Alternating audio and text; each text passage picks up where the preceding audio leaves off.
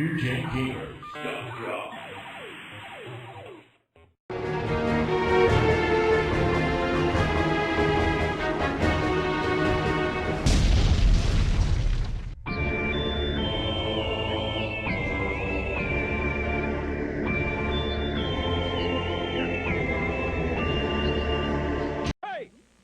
You still don't have a Sega CD? Huh? What are you waiting for? Nintendo to make one? You have seen the games, right? Wrong answer, man. Show 'em! Hello everyone, and welcome to another NewGenGamers Console Wars of the Past. Today we are taking a look at the Sega CD add-on for the Sega Genesis. Right here. I kind of have it wrapped in plastic for posterity. Or protection. Or protection. Against the elements of the indoors. Yeah. Those dreaded indoors. Here is, well, this is not the ideal setup. This is a Genesis 2 model on top of an original Sega CD model. But this is currently what I had at my disposal. So we're going to kind of show this. The Genesis attaches here to the little side port for the Sega CD here. See, there's some nail pieces. Now, for the original Sega CD, it had this metal plate to attach your original Genesis to, and the Genesis would clip into these pieces. The Genesis 2 does it as well, because they're right here and right here. Now, I had a friend back in the day who actually had the Sega CD that was just like a little square that went right up next to it. Yes, the alternate, the second generation model. That one we actually showed during the 32X section because we had one of those handy. Sorry, don't interrupt yourself too much. I don't want you to have to cut this out. No. It does take two power adapters. Two power adapters, woo! Rock and roll! One attaches directly to the Genesis, and one goes to the Sega CD. Right, because we don't need a power outlet to plug the television into, no! Isn't that what surge protectors are for? Right. I like fires. Or just run your TV across the room. Who cares? You play with a regular Genesis pad. You've seen a few of these already. No, you have not. Now, this is an interesting look. This is the CD backup cart. You just pop this into your Genesis, and you can save your Sega CD games on it. Really? Yes. Neat. Yes. So that's like a huge memory card. Pretty much. Sweet. In the shape of a Genesis cartridge. Sweet. Let's take a look at some of the ports in the back here. Luke, you want to give me a hand flipping this beast around? This mammoth. The mammoth. Yes. Oh, the mammoth has a hole. Yes, the mammoth does have a hole. You would actually run your audio and your video. Or at least we hope that's the video, because, well, those other two things are both audio and the power cord. Yeah. Well, it works as a pass-through, unlike the 32X, which you need a separate cord to run this to that. But they both have power supplies right here. And on the front side, this is the front loading. The original Sega CDs had a front loading. I've taken this apart because it's a very old model, and the only way to get the disk drive to work is to lift the top off and place the game into the carriage. Wow. Yes. You say lame? Yeah. Well, it is almost 2 decades old. There's your ready light and your access light and your Sega logo. Up here, let's take a look at some of the games.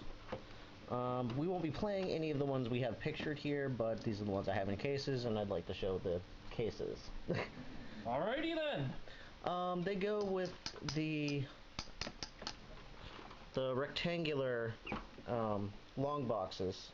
Now, Ray, not that I want to give you the sass here, but you see this guy up here that's already opened? Yeah. Shouldn't we have that closed so we can see the front? Because I'm pretty sure everyone knows what a nice, shiny CD looks like. Well, I'm sure we could close it. And it doesn't have... Oh, well, that's why it's open. Never mind. That's my bad. Yeah, here we have a look at a Sega CD disc. There will be a little bit of glare there. As you see the rating system there, kids to adult, rainbowy. And the welcome to the next level ad campaign there. And then we've got the NHL EA 94. NHL 94. Here's Tomcat Alley. Here's Wheel of Fortune. Now this is an odd one because it is a cardboard box design. You want to open that up for us, Luke? Sure. I don't think I recall this. So. It's a Digital Pictures title. Oh, that would be why I don't recall it. Yeah, that makes sense. And then it comes in one of those. Nice. Yeah. You kids at home like that, don't you? Alright. Well, now that we've shown off some of the features of the Sega CD, let's hook this puppy up and give it a roll. Alrighty, let's do it. To it.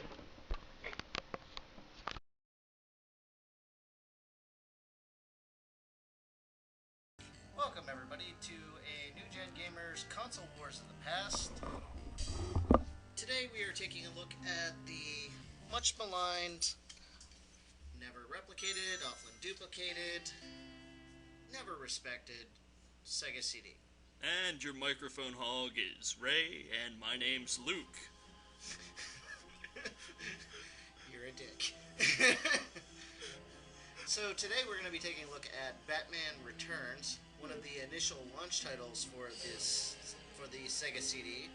Oh wow, that's the part where she was kind of falling. Yeah, that's actually pretty sweet graphics. Yeah, they made her splat. Rather impressed. Well, this is a rather impressive piece of equipment, but bottom line is they never pushed it as far as it would go. Right, they had some big plans for the system, but it never really got to where they wanted it to be. Let's give the game a start, and I'll take the controller. We'll get out of the cutscene, maybe. And let's get going. Which is my bad. It does have some really good audio for it. One thing that the Sega CD games were known for was CD quality audio. I'm rather impressed with the graphics on this. I mean, it's not using, like, images or anything like that, but the fact that they're using gradients and they're using them as well as they are, it looks really nice. It's, actually pretty close to what the, animated cartoon would be. Yeah, about that level, yeah. Now, to start off with, what should we say about the launch? Well, the console itself was overpriced and underrated, and it had piles upon piles of storage capacity, but it didn't have that many games for it, so the storage capacity was kind of overlooked. And yeah. Well, with it being a CD-based game, considering what they were stepping up from, I mean, you're looking at going from, at max, usually about a 16 to 32 megabit card, up to 700 megabytes. that is quite a bit more space. Wow. I hadn't really put those numbers in line there. That's kind of insane. But yeah, currently, it's kind of the butt of jokes as far as systems go, because, well, it never really took off. No one really has any fond memories of it, despite its power capabilities, because... Well, it always gets ripped a new one right here on YouTube, and just about everywhere else on the web, just because it was seen as this big failure. And really, I think all that stacks up to is just the, like, software support action. The lack of software support. If they would have had more software support. I think it was less the lack of titles as in the lack of quality titles. Quality is important. If they would have had a Ninja Gaiden on here, it would have taken off. Unless you're the Wii, because then it doesn't matter. I don't know. They've got They the do new Other M, which looks like it's going to take off fairly well. I wouldn't be too bold in that prediction. I mean, Team Ninja looks like they can really do something with that, but... But yeah, the goodly folks over here at Sega are known for putting out better games than, or better consoles than this one went over. Currently, they're working on software for like Sonic and whatnot, but I'm sure most of you folks out there know that already. And if you don't, what the hell are you doing watching this? Just do a little research, or watch, one of the 400 other videos we have in this series. Or go to your local retro video game store, pick yourself up a Genesis and a copy of Sonic and play on. Or you can even get it for the Nintendo DS, the PS3, the PS2, the Xbox 360, the Wii, the GameCube. Pretty much everything that's been released since the Dreamcast died. Hell, you could probably get it on the Dreamcast too. Yeah, probably. I don't know, did they release a Genesis collection on the Dreamcast? I don't remember one. Yes, they did actually. In fact, Shane has it. Oh, really? Yeah. Okay. Oh, yeah, the Sega Smash Pack then. Yep. Why in the hell am I fighting a Jack-in-the-Box? I thought this was Batman Returns. Yeah. This is just where Sega was beginning to hit their stride with their console, the Mega Drive, as it was known in the Europe and Japan areas, but over here it was known as the Genesis. Yes, and most of you should know the Genesis at this point, considering it is on fire. Literally on fire, folks. He's not on fire like NBA Jam.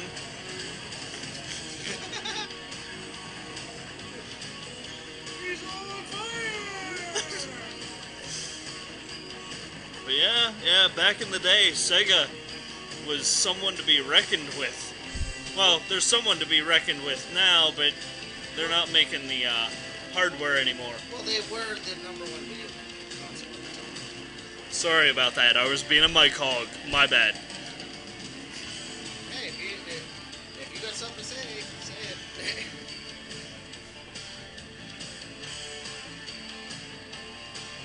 Now, what was the price at launch? For the Sega CD, Yeah, for the system itself. I want to say you'd end up spending about $200 if you didn't have a Genesis at least. Oh no, much higher than that. It was at $300 With- upon. This was just for the Sega CD. Oh, seriously? Yeah. Oh, it's been a while since I looked at price points from way back in the day. I apologize.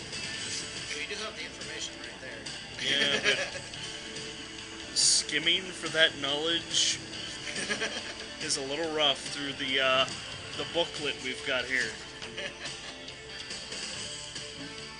I did my research well on this console. And again with the purple.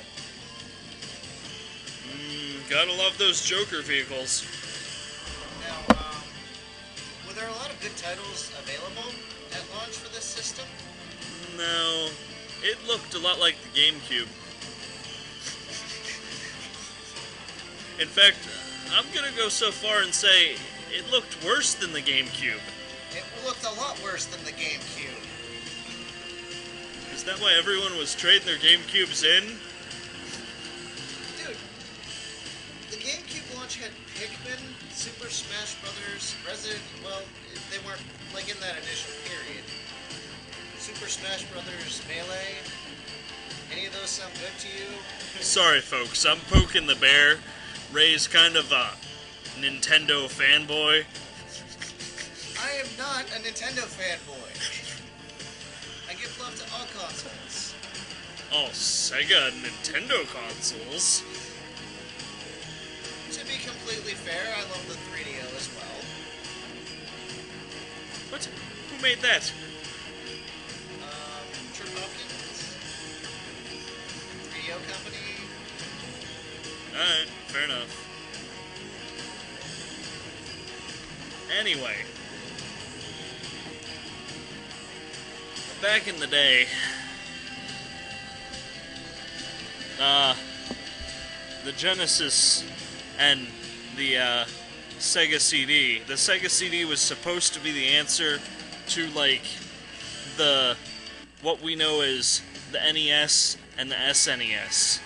It was supposed to drive them into the ground, but, well, as I'm sure some of you haven't heard of the Sega CD, you already know that that wasn't the case. They were also a major competitor with NEC,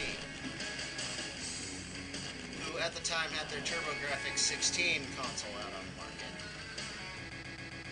And they were actually the first to bring a CD-based drive out. They had the Turbo Duo. Their CD came just right before the Sega CD.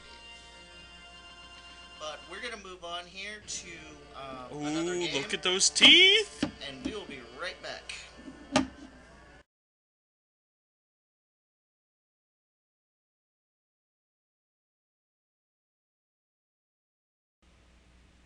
Hi everyone, welcome back. Today we're going to be taking a look at a Sega CD classic here from Digital Pictures, Sewer Shark. Now, this was one of the launch games for the Sega CD, and it was made by a man named Tom Zito. Now, if you watch some of our videos from the past, you would have heard Tom Zito's name by now. He was known for making basically like mini-movies that were turned into video games.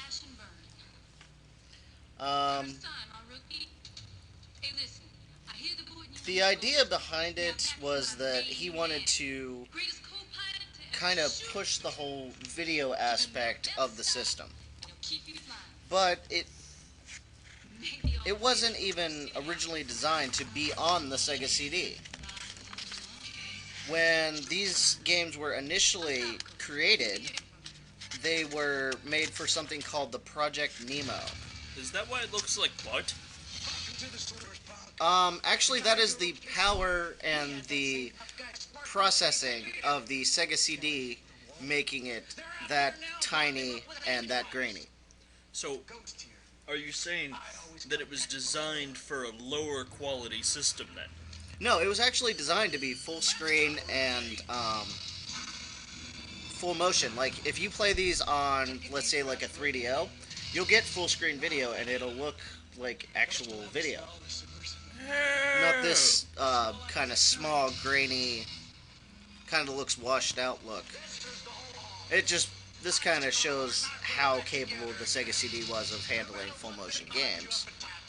However, you play something like Mad Dog McCree on it, and it ends up being mostly full screen. So, I don't know if maybe it was just the trouble with the coding that Digital Pictures was having issues with, or the fact that Mad Dog McCree was just a smaller game, maybe.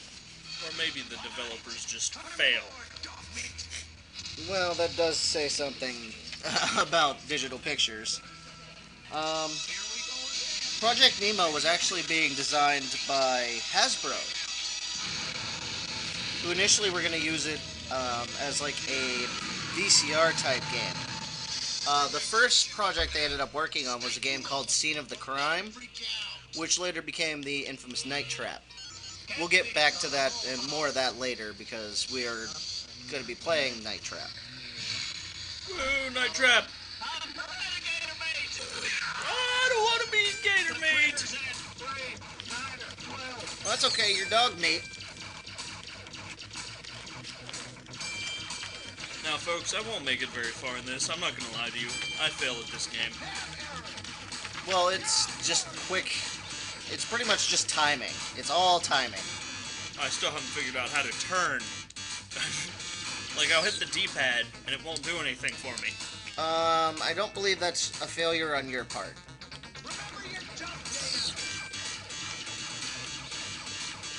Tom Zito was actually known for a lot of these games. A lot of these games. There was the whole Make My Video series. Actually, about half of the Sega CD's launch lineup were made up of FMV games. Now, granted, they did kind of offer a new take on gaming, but they weren't exactly the greatest games in the world. Agreed. The Sega CD ended up launching in North America in 1992, October 15, and it launched with this game, Night Trap, were available same day. Make My Video, Marky Mark and the Funky Bunch, Make My Video NXS. Oh yeah, Marky Mark was a launch title. Nice. Chuck Rock, Cobra Command, Black Hole Assault. So pretty much most of the retail shelf during that first Christmas was these games. They also packed in a sampler disc, a 4-in-1 Sega pack, Sherlock Holmes, and Soul Feast. Now, that was for the initial $300 price tag. Now, when you say pack-in discs, you're talking this came with the console, right? Yeah, that actually came with the console. So you got this home and you had, like, how many games you could play right off the bat? One real game. So the rest of them were fake games? They weren't fake games, they were, well, okay, 5 if you count the Genesis games on the 4-in-1 pack. Oh, I see. Yeah. I understand now. Well, Sherlock Holmes was a game. It was more of like a text-based, Carmen Sandiego type game. Ah, I see. And then Rock Paintings and Hard Hits was, well, pretty much like a CD graphics thing. Press start.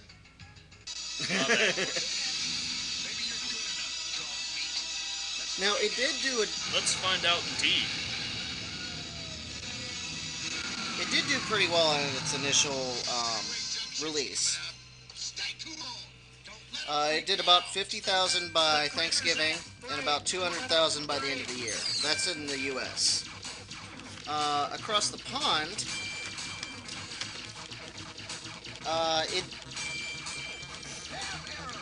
it was a little bit more pricey. It was 270 pounds, which is about 400 bucks over here. It did 60 to 70,000, but it was launched in August of '93. It was launched in '93. Trying to find the initial date here, but it sold those by August '93. So they were getting something going in the UK.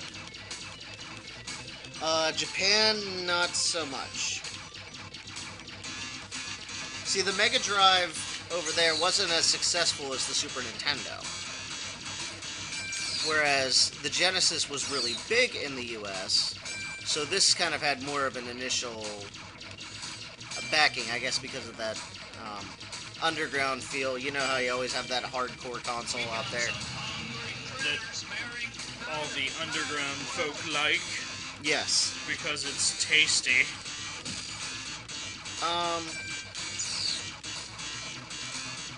Now, I want to kind of get into some specifications here.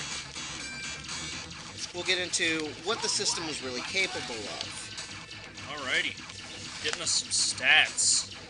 Now, its processor was a 12.5 megahertz Motorola 1600 16-bit. It syncs with the Genesis 6800.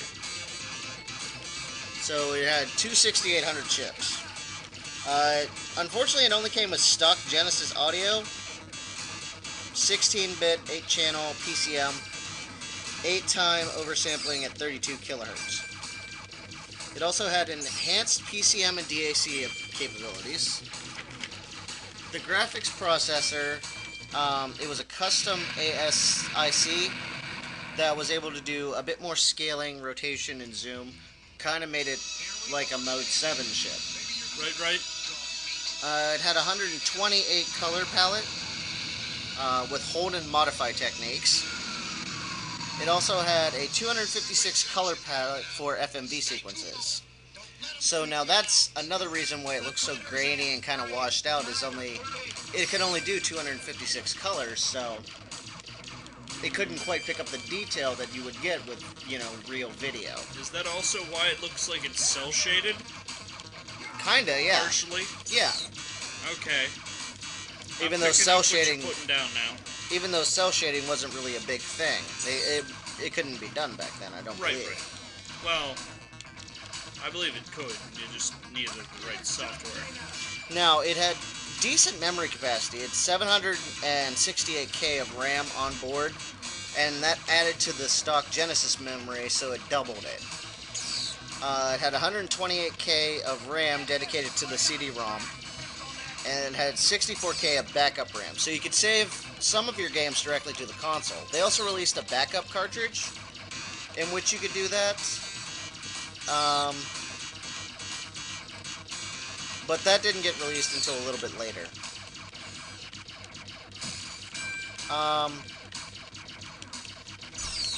Yeah, the major drawback was the color palette. I mean, it really doesn't help full motion video when you only have 256 colors to go with it.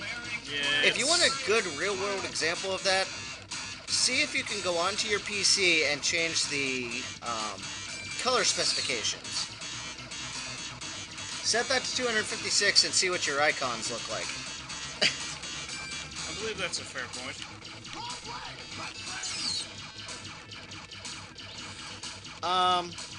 The idea was that this could compete with the SNES kind of on equal footing, but the SNES ended up having a few more tricks up its sleeve. Now, granted, it couldn't do full motion video, but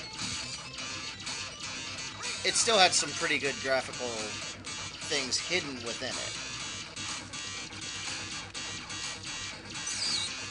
I think it was just about Nintendo putting out massive, artwork capabilities. Yeah, where the Super Nintendo could do quite a few more colors. Boom! Alright, I think that's the last of that. Yeah, I'm gonna say we're gonna call it on Sewer Shark here, and we'll be right back.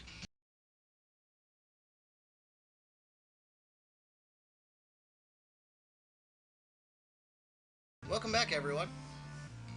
Today we're going to be taking a look at the Terminator. I guess the same day. Yeah, same day. Woo, Sonic! Woo, Sega! Woo! Woo. Woo. Brought to you by Virgin Games.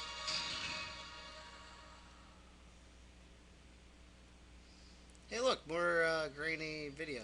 Woo, grainy video. However, I thought the original Terminator kind of had that look anyways. Actually, I think the original Terminator should have that look, especially considering we're in the age of machines, from what I'm seeing, where the people that are recording this are probably going to have crap for video anyway. Yeah. Wow. Okay. It's going to be fought here tonight. In our future. Oh, yeah. Oh, wait. No, it's 1985. Wow. Or 1993. Whichever. I'm confused already. We're doing battle. It doesn't matter. It's going to be awesome. That is a pretty sweet, media animation, actually. Yeah. I'm kind of impressed. Yeah, for a movie-based game, this is actually not too bad. Script. I thought James Cameron wrote the script. And I thought your mom wrote the script. Or at least that's what she told me. Tommy Tallarico! That's why the music's good. And Dave Perry. Oh, shiny. Ah, nice.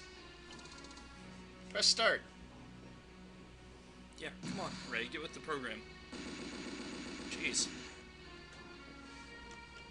Now, that noise there, do you think that was supposed to be gunshot of some sort? I think so. And I'm done with the grainy video. We're gonna just go on to gameplay. Fair enough. I'm cool with that. Wait. Who are you playing as? Are you Sarah Connor? No. You're the... John Connor? No, you're Kyle Reese. John Connor's father. The dude that knocked up Sarah Connor in the first Terminator movie. Oh, shot you in the face. Hey.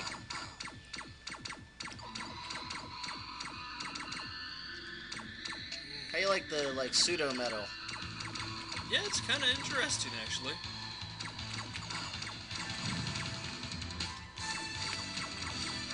Actually, I don't think it's pseudo metal. I think it's real metal for that time. Oh yeah.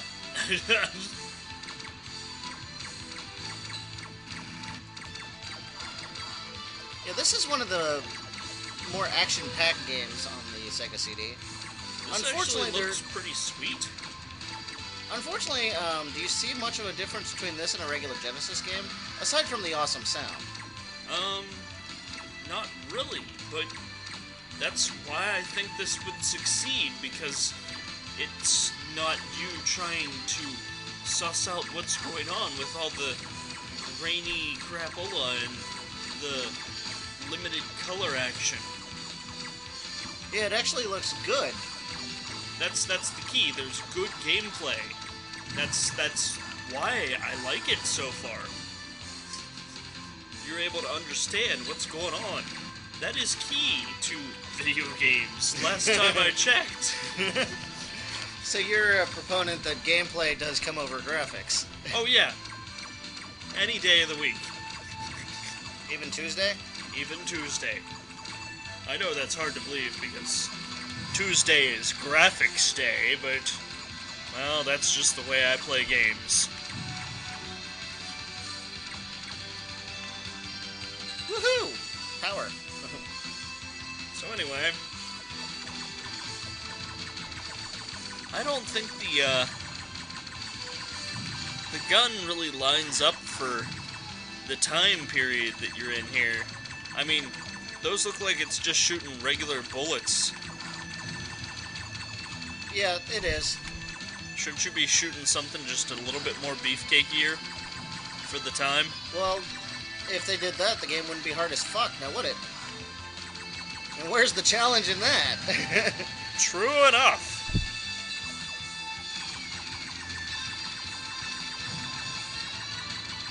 I do like how the checkpoints are like little canteen action type of deals.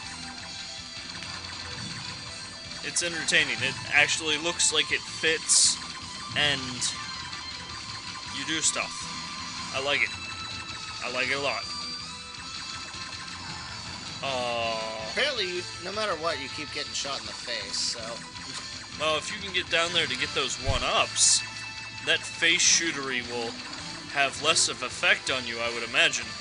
Or Yeah. up there to get those one-ups. But you have to go completely around. Well, sometimes you have to sacrifice.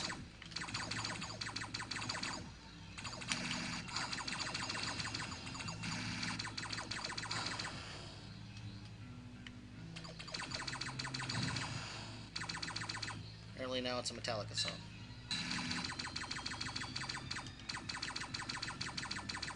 How come you're not getting shot up by those? I don't know, apparently that's like a dead cannon or something. Alright. Well, can we move on? We can move on. Sweet. Now we're talking. We're talking face explosion. That's what we're talking about. Ooh. I like the graphics for your shield. I'm wearing a vest, and it creates a shield all around me. Oh, bullshit! You got run over by a metal tank. You were wearing a bulletproof vest that created a shield all around you, and you're calling bullshit on being run over by a metal tank? I think not.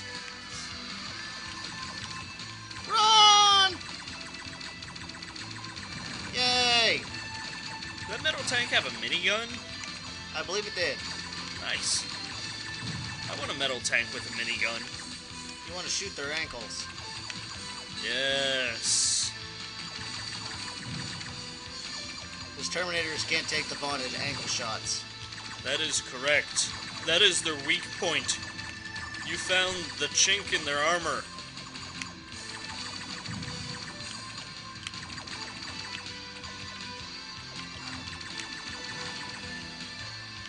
Woohoo! Ah. Ah. Yes, you fail. It's okay. Yes, you fail again. Hey. I probably wouldn't do any better.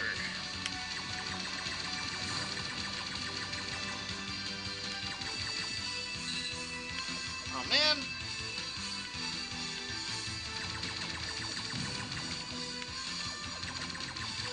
Ankle shot. Ankle Yeah. shot. Ankle shots are awesome. I wonder if in this game you get bonus points for ankle shots. You know, like you do for headshots. Seeing as the ankle shot is their weak point. Hit their weak point for massive damage? Yes, that is correct.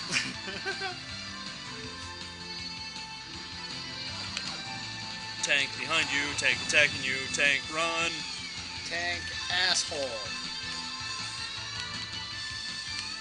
Hey, you want to go down? Yes, one might even say tank assault black hole. Oh. Hey, Okay. I covered a game.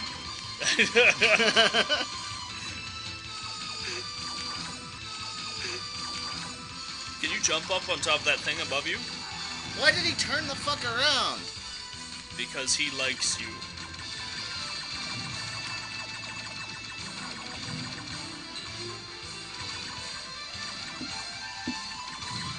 I thought for sure that a torpedo just came out of that Terminator's crotch and tried to attack you, but it turned out to be a helicopter in the background. The exit is behind the tank. So you have to turn the fuck around.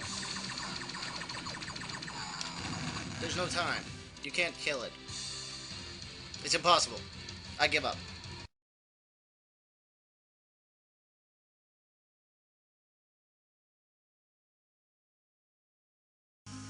Press the start button! Pressing the start button! Start button, go!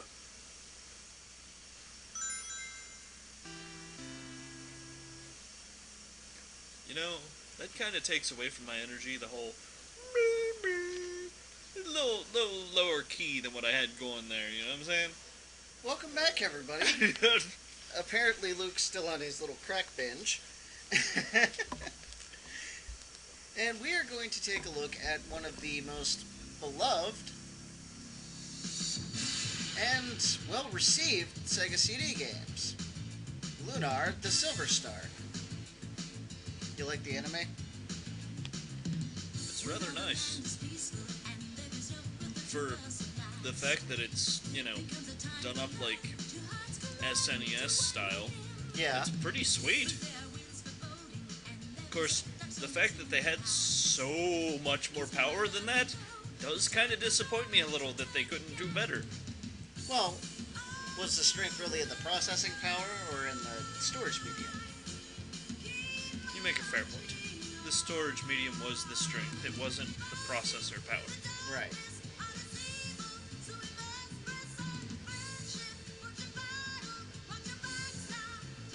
Interesting hat. Yes, I get the impression he's the villain.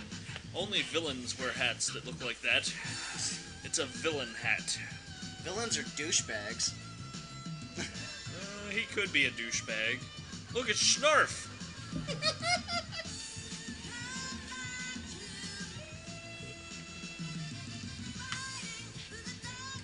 Wow.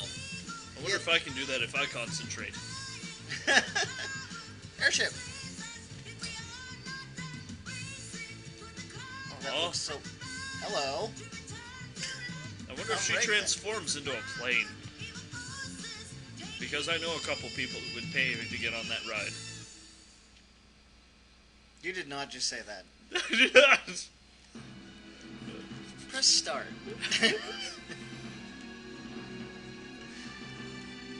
Alright, one of the main things we're going to be doing here is talking a bit about working designs. Go ahead and continue.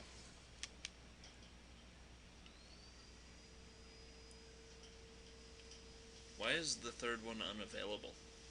I have no idea. Fair enough. Yeah, just not used. Restart game. Whatever.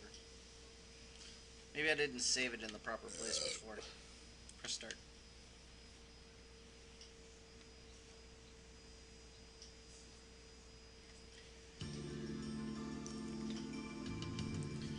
Oh yeah, check out that music. The Village of the Berg. We be gangsta now. Dragon Master. True enough. True enough. Alright. Working Designs, when they began work on the Sega CD, was actually a pretty not well-known developer. They were founded in 1988 by Todd Mark and Sylvia Schmidt, and originally were going to be a PC maker for business software. So they were going to make PowerPoint. Well, wasn't this a better choice? yeah, well, to draw a parallel, current Microsoft underling juggernaut Bungie used to be a puzzle game creator, and look, they decided to think outside the box, and look where that got them. Yeah, sometimes thinking outside the box is the best thing to do. Now, Because little flying, furry, talking weasels are awesome. Or maybe that's a flying, furry, talking cat, but regardless. oh, you want to hear an interesting factoid on them? The, flying, talking weasel cat people? No, Working Designs. Oh, sure. They were the first third-party company to release a CD-ROM-based video game in the U.S. It's was a game. following me! It's trying to suck my blood! My blood! My blood! Sorry. Anyways, the game was called Cosmic Fantasy 2 for the Turbo-Grafx. Oh god, I'm stuck. So since they had gotten some work with the CD add-on for the Turbo-Grafx, Oh that my gave them god. a good position to be able to start making games. Huge Boy Scout. Start making games for the Sega CD.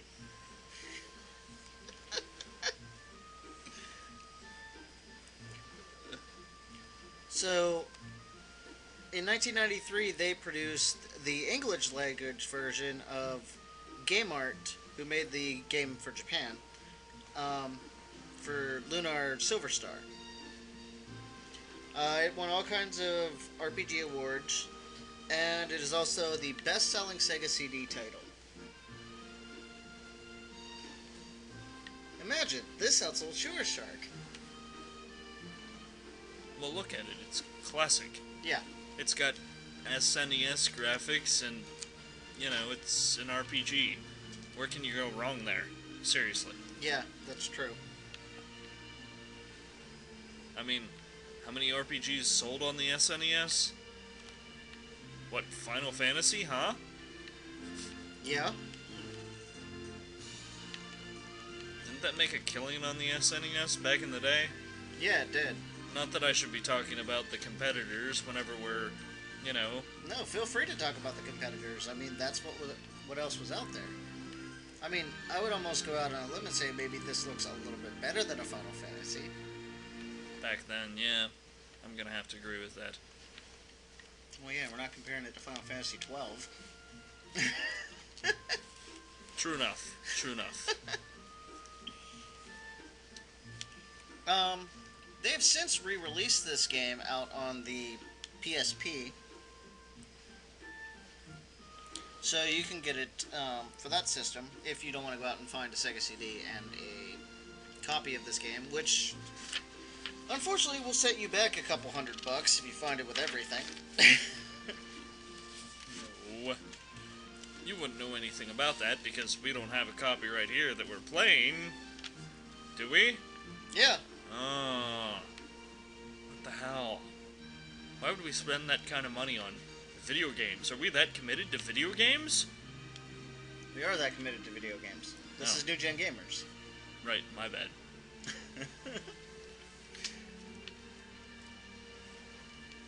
Speaking of committed...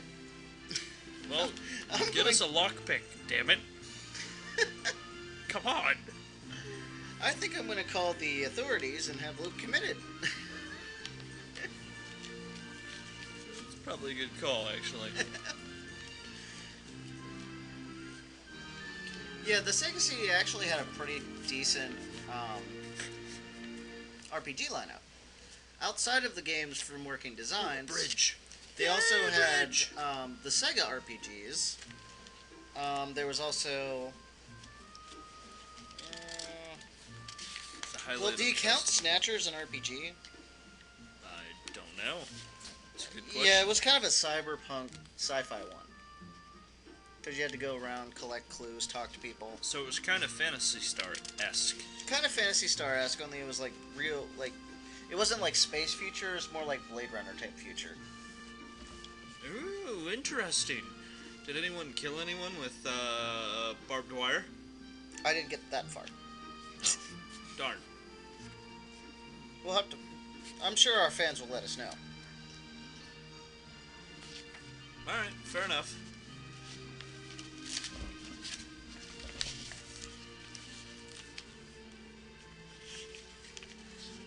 Alright. This is beautiful.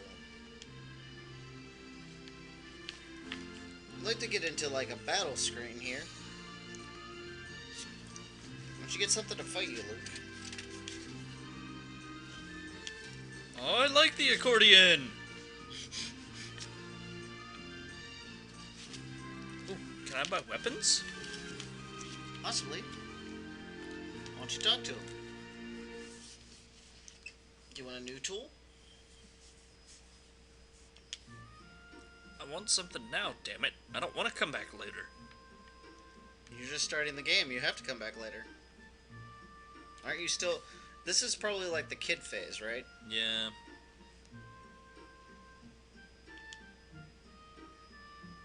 Yeah. So, like, you have to go, like, play with your sister or something. Yeah, I'm supposed to go practice with her for the big festival, and we're supposed to sing together. Right. There's always a big festival of some sort. Oh, look, I can buy and sell. Let's buy. Peasant clothes. Yes, I need my peasant clothes. I don't think so. Heavy clothes? Maybe they'll provide better armor, but they're pricey. Yeah. As for what I have now, anyway. You can buy herb for 80, which is a cure-all. You can also buy meal rations for 30. Ooh, holy water for 10. For when you fight vampires. Yes. Well, I think we should buy some of that. Oh, apparently, the button to select is the cancel button. Ah. That's my bad. Oh, I like the noises for buying stuff. Oh, Jesus. Stop buying things! You're out of money! Well, more or less.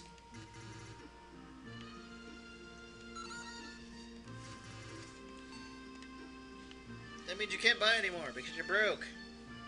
Yeah, that's pretty much what she told me. Get the hell out, or I have to kick you out, because I said so. So I have to go find my sister. Ray, do you know where my sister is? I look for it. Over to the mountain to the east, there's Dragon's Cave. But I don't know if there's any dragons left in it. And what's-his-name's going to it regardless of whether or not I come with him.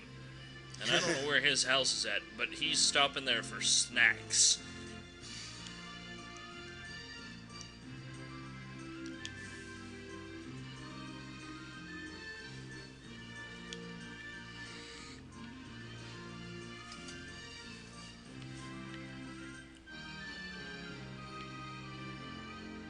But yeah, this is a pretty game.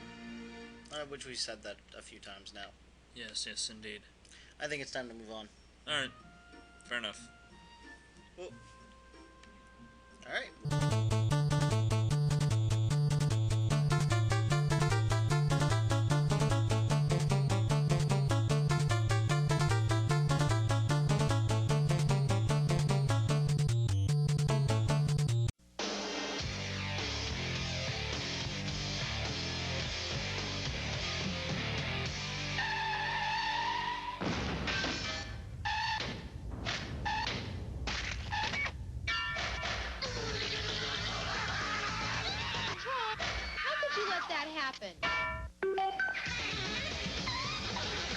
That wasn't too bad, kid. Pretend it's a game. Hey! You still don't have a Sega CD? Huh? What are you waiting for? Nintendo to make one? You have seen the games, right? Wrong answer, man. Show 'em!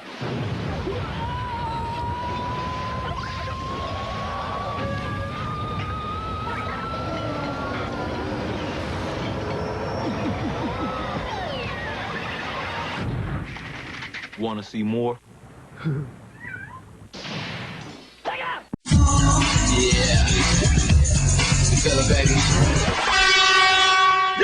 What are you doing? Pick up the pace. Get busy.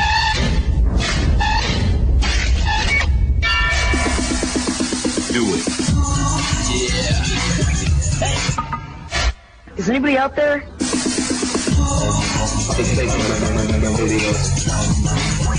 The best type.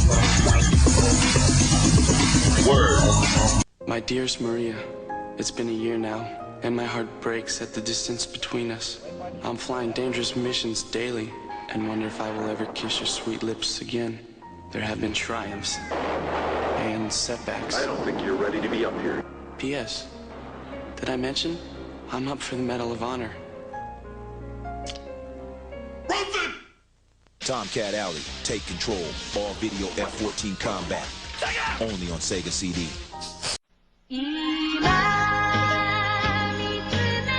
君が守りたいのは一体何ですか？ドラマチック RPG ルナメガ CD からメガ CD 究極兵器メタルソニック、最速にして最強のライバル出現がソニックを熱く過激にする。過去へ未来へ、超音速アクションは時空をも超えた。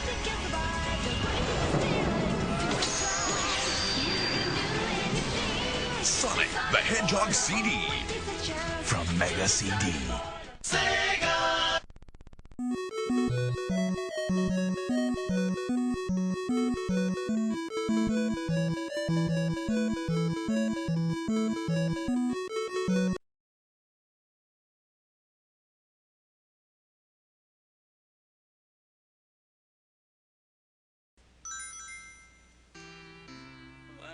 We're actually going to play the game for the iconic Hedgehog. Nice. Yes. I'm sure this is going to be fantastic. It is. It's probably one of the best Sonic games made.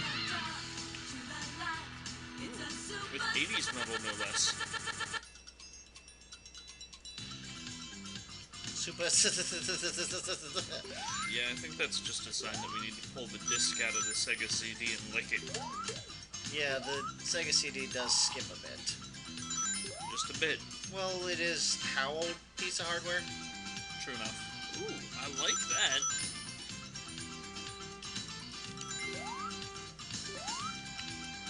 No, Ray, you're not going to push the block anywhere. No? Test.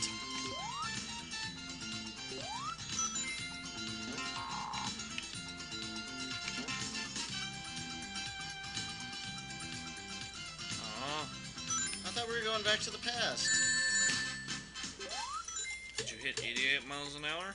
Apparently I did not hit 88 miles an hour. And we're not going to the past then. The funny part is, I think that's about what sends you back to the past or the future. Because you have to get going really fast. So I believe Sonic works now on Back to the Future technology. What are those shiny things? They spin you around in circles. Seriously? Yeah. Cool. See, maybe the shiny thing will get me back to 88. What's the middle one? Is that the trampoline? Yeah, that's the trampoline. We're not going fast enough. We're not going to hit 88 miles per hour. Curses. Curses. So I like those little silver things, though. That's entertaining.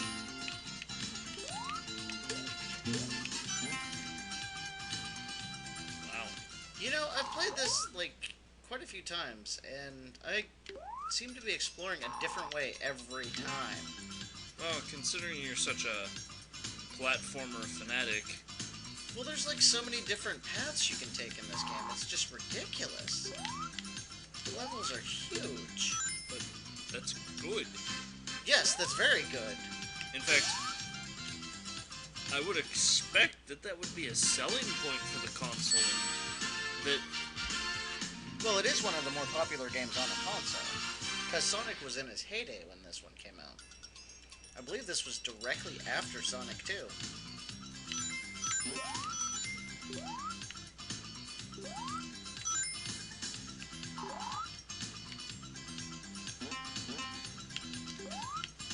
It was before Knuckles got involved and started climbing shit. Yeah, he kind of ruined it for everyone else.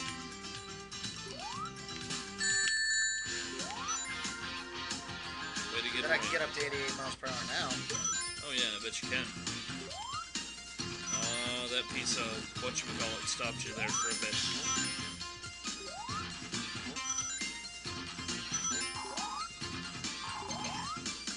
Come on, Ray, I believe in you. I always have. There you go. Ooh, I like that. They put a little loop-de-loop at the bottom of the, loop-de-loop. What the hell? A loop-de-loop at the bottom of the loop-de-loop. That's... wow. A little redundant, but accurate. Huh? What, loop-de-loop at the bottom of the loop-de-loop? It doesn't change the fact that it was accurate. In fact, I think it only further to disturb me that it was accurate.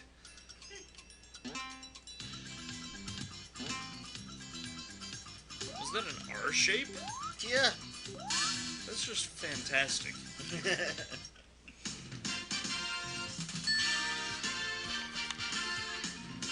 But I'm starting to wonder if the people at Sega didn't go crazy when they made this. Maybe they were just, you know, experimenting with drugs. Yeah, because I'm not seeing this working out any other way.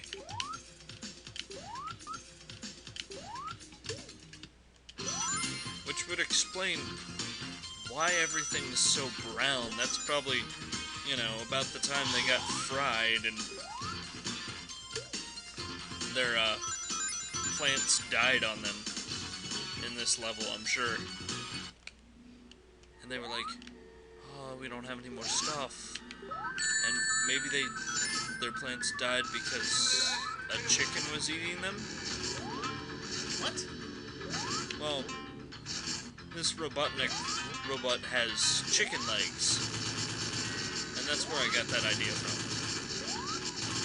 Gotcha. And we destroyed him. So they're trying to make the chicken out to be the bad guy.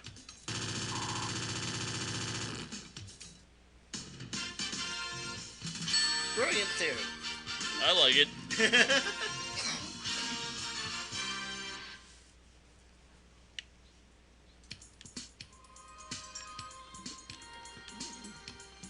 Always with the chaos with the Sega team.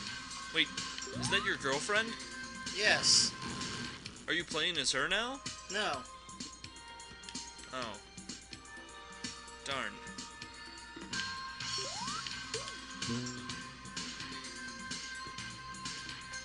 She just followed me around, though. That's kind of weird. Hey!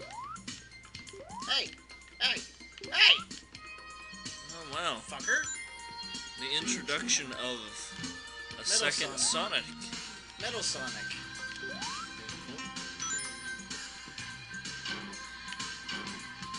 Yeah. Is that the first they've had of a secondary Sonic? Well, there was, remember you fought the Metal Sonic at the end of Sonic Fuck Me? At the end of Sonic Fuck Me. I mean, too. I don't remember Sonic Fuck Me. I don't think I've played that one. Yeah, that's only available to adult audiences. Oh. Well, I wasn't an adult back when this came out, so I can understand why I missed out on it.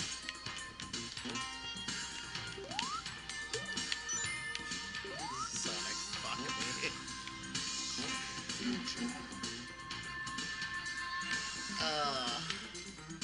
Sorry, I have this little Tourette's thing that likes to pop up every now and then. Oh, but it makes life interesting. Oh, wait. There's an invincibility. Invincibility's good. It'll stop your Tourette's. Or at least temporary, anyway. If you can get back out of the,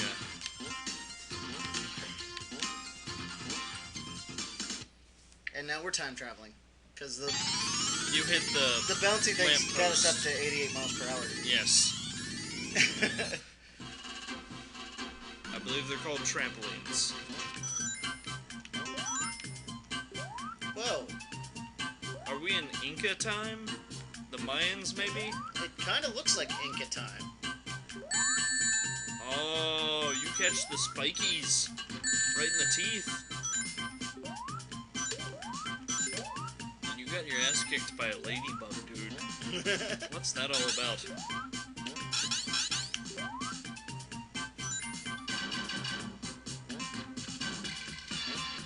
Bounce, bounce, bounce, bounce, Sonic bounce, pinball? bounce. You know, I think this has more bounces and jumps and loop-de-loops than Sonic Pinball. That's kind of disturbing. And I've noticed they have the flippers in this. I wonder...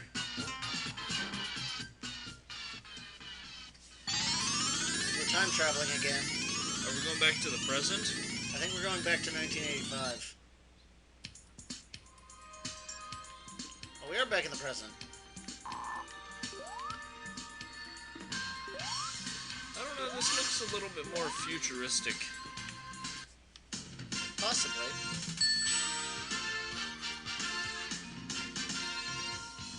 But didn't it look futuristic to start with? Hmm. Kinda, sorta. True enough. Oh look! We've gotten to the mossy section of the future.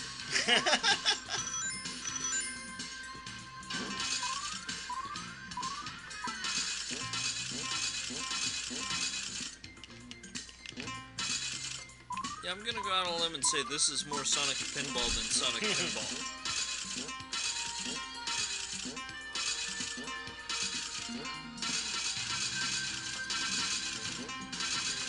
Gonna make a combo. Feels like we're playing that game where you just shoot the ball out of the little platform and try to take out the blocks. Peggle? Yeah.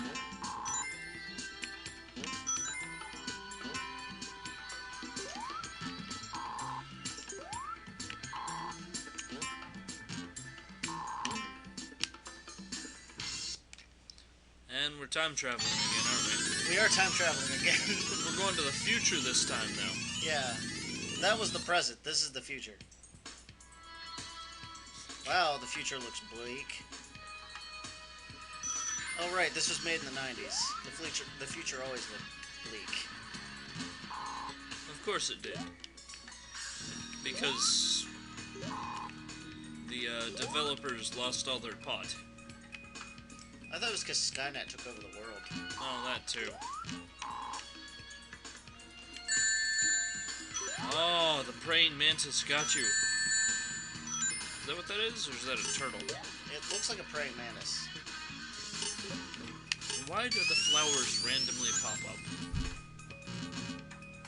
They don't randomly pop up. They pop up when you kill an enemy. I'm still opposed to the flowers. I don't care why they pop up. Apparently I'm like running on the ceiling or something. I was gonna say, how about you try and transfer like you would on Tony Hawk?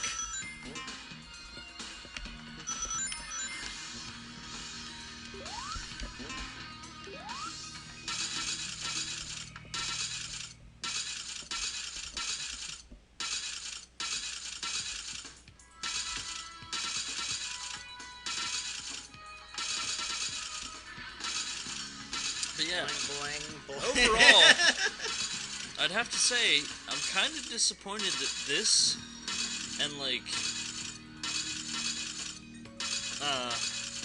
other games that have become classics at this point weren't able to carry the system just a smidge further.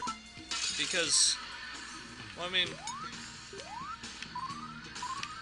we've had some more recent systems that, had about as much good software, and they turned out great, only because the fan base was larger, I guess.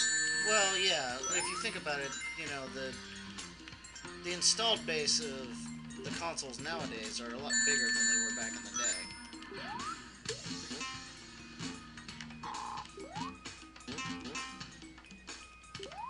Because it kind of took for, you know, this generation and beyond to kind of open up that that window of opportunity. Because there were a lot of people whose first console was the original PlayStation. Ooh, you got a one-up. Sonic was very excited about that. What? Being run out of the console wars action? No. That he got a one-up. Oh, right. My bad. Alright, we've taken enough of a look at this classic. We're going to move on to our next title. We'll be right back.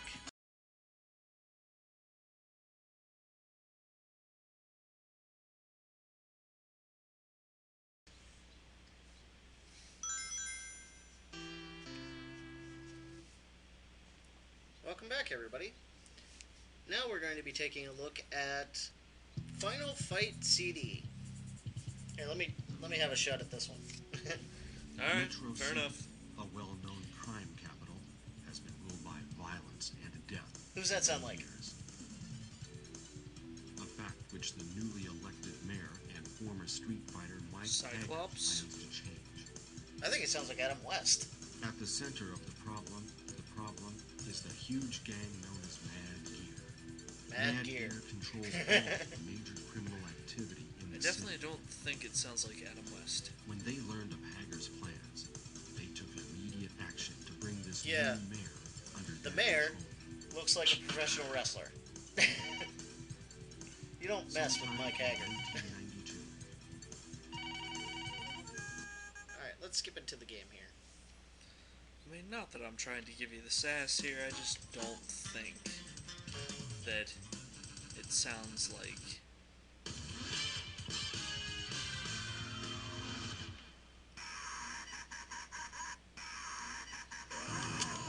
Oh!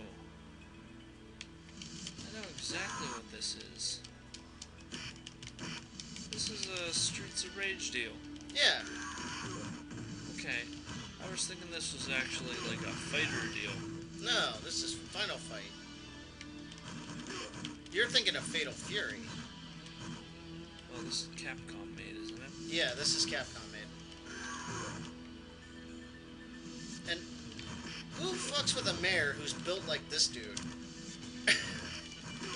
I mean, really? Is that why you took the mayor?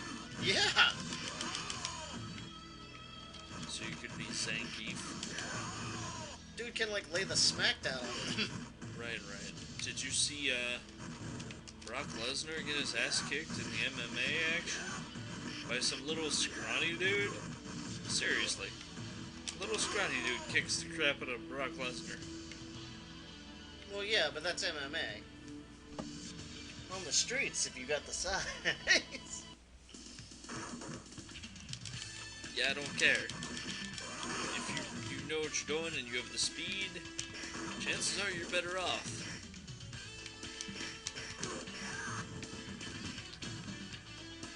Ooh, they're taking the mayor down. That's okay, it's time to break out the weaponry. Really? Looks like it's time to drop the weaponry.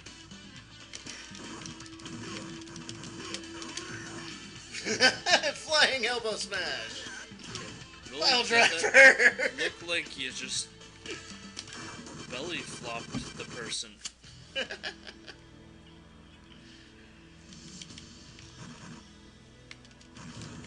But this is actually the best console translation of this game.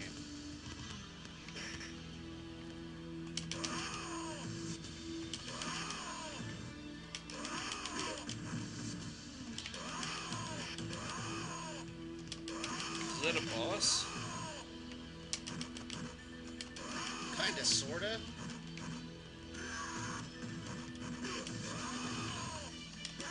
Considering he looks like he wants your championship belt. Do you have a championship belt? Probably.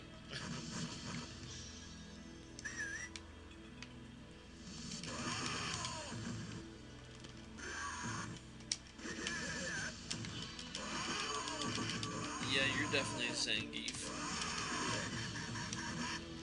So they did the Zangief model on this one. Yeah. Choke him and then do the drop kick. Yeah, and the whole pile driver that you did there a little bit ago. Yeah. Definitely Zangief. And Zangief, the whole spin and punches thing, that's his move.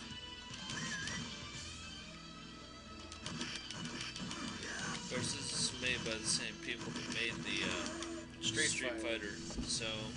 It's not that surprising.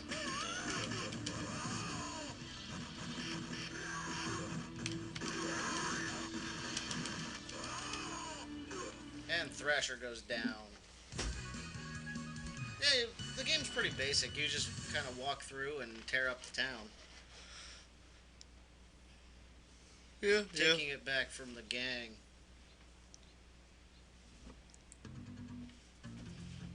Yeah, that is pretty basic.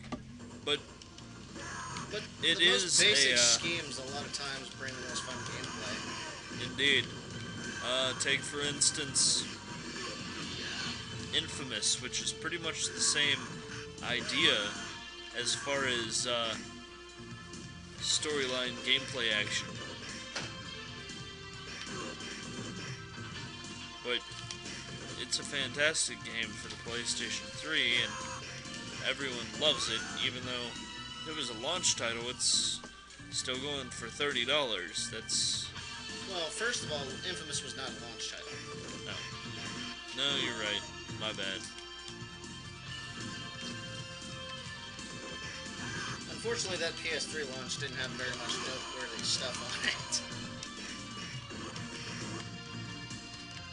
Where your best game going at launch is Resistance,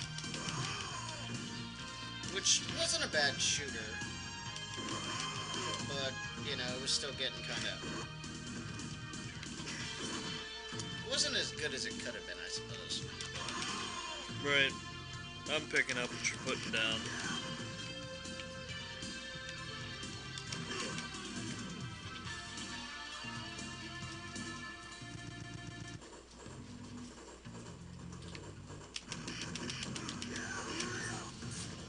Now, a lot of this... I remember Streets of Rage, and a lot of the character models look a lot similar. Oh, yeah. It kind of makes me think they were kind of borrowing from each other. Which was very common in the industry back then. Actually, it's still kind of prevalent now. Tiling? What? Huh? Which is why there's like 50 first-person shooters being released these days. True enough. This also reminds me of the Ninja Turtles arcade game. Oh, which is still a blast. Oh yeah. Oh, you know they're releasing the X-Men one on Xbox Live Arcade? Really? Yeah, maybe even by the time that the audience is watching this, it may already be up on Live. That'd So be if nice. you're a fan of this beat-em-up style, check out the X-Men Arcade. 6 players.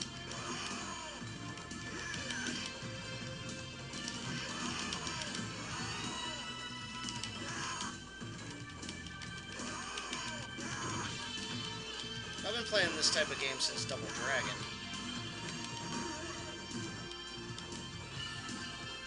Which was a fantastic game in its own right. But of course...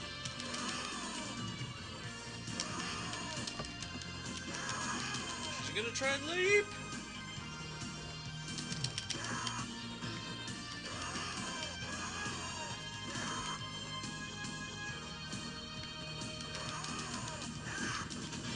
I say we kick the crap out of this guy and move on to the next one. Sounds good. He'll come onto the screen. Oh, notice the name Andor Jr.? I think they were trying to call him Andre the Giant, because he kind of looks like him. Except really bad fashion sense. Wow, have you seen that hair? Oh, I guess our guy really can't say much. He kind of looks like Sergeant Slaughter. Yeah, but the flat top doesn't really go out of style. True. Of course, the other guy has dreadlocks. You've always got someone with dreadlocks.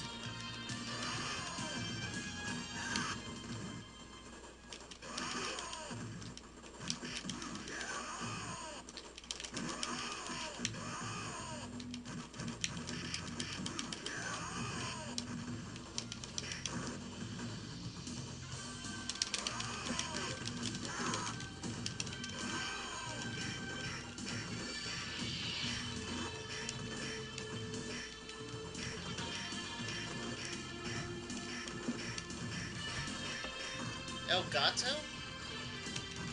Or El Gato? He must be Italian. I thought he must be a cat.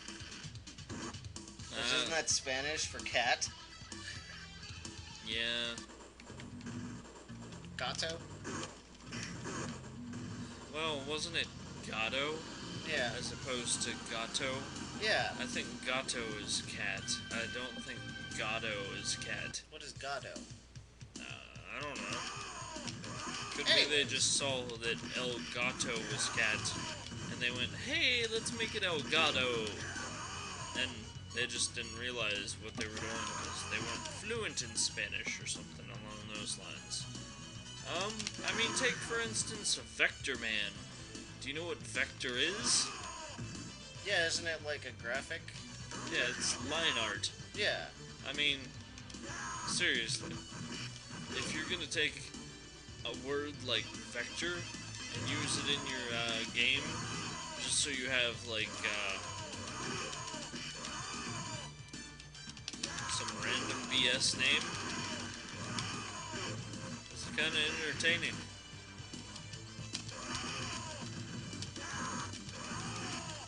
I'll have to agree with that, but we digress.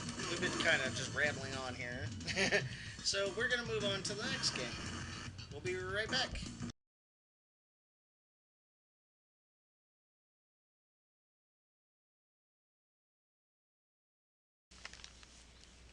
Welcome back, everybody. Hey, look, it's Sony. Again! Again. Did we play a Sony game earlier? Yeah, we did. Okay. Sewer Shark was Sony. What? No, that was Digital Pictures.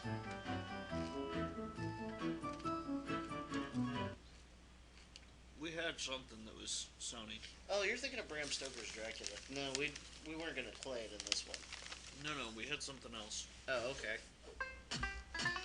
But anyways, here we are, trying out Mickey Mania for the Sega CD. It's pretty much a retrospective of Mickey Mouse's career, and you adventure through his various cartoons. So we're going to start out here at the very beginning of his career at Steamboat Willie. Really? Yeah. Sweet. Everything comes in kind of black and white.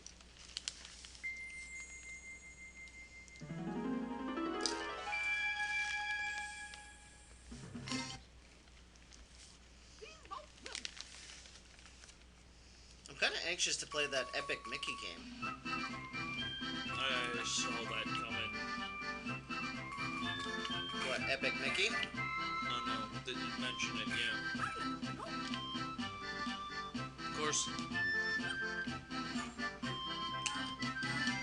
I kind of think the Epic Mickey looks a lot like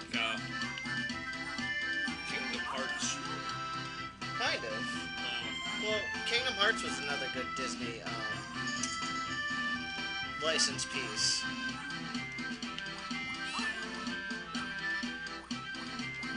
I mean, it's too bad that they haven't made an actual sequel to Kingdom Hearts 2 and just been continuing to do these spin-offs. You know what I've noticed throughout this little commentary is we've been paying more attention to the current generation than the generation we're covering here. Sorry. Look, it's a chain jump.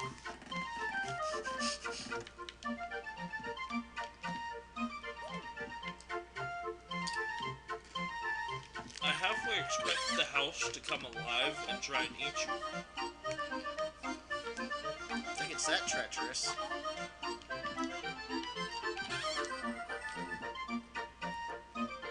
I don't think it's treacherous at all.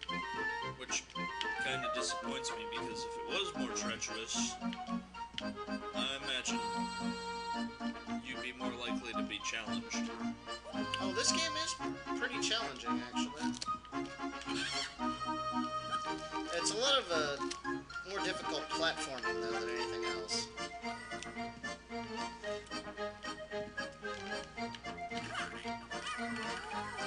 You kind of have to hit those birds just right. Especially since you're not really sure as to where it is you're going from what I'm seeing. Like, what you can stand on, what you can't stand on type of thing. Yeah, it doesn't really stick out as to what you can stand on. Like that sign, I wasn't aware that I could stand on that sign. Right. Quit jumping into the wrecking I wonder balls, Mickey. if you could stand on those platforms back there. What, the ones that fell underneath me? No. The ones that the wrecking balls were swinging from. I'm not sure. Unfortunately, the bridge is out, so... Oh, it came back.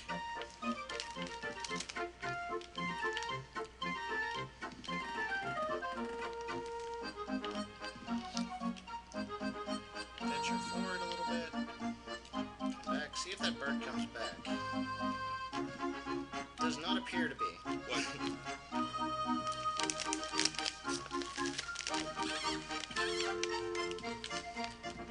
Just trying to get that little star over there. Oh, come on. Never mind.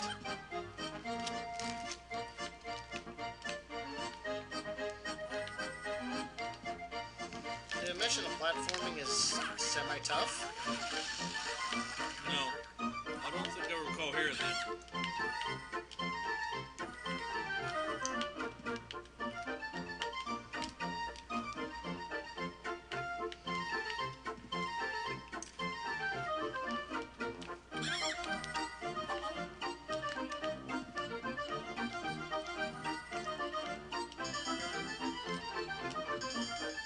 Let's deal with the bells. You have to ring the bells What? to open up the next part. I see.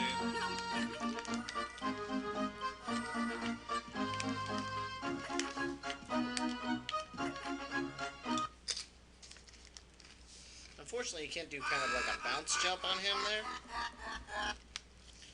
But, Alright, way to take him down. Mickey Mouse, one of the more revered characters in the,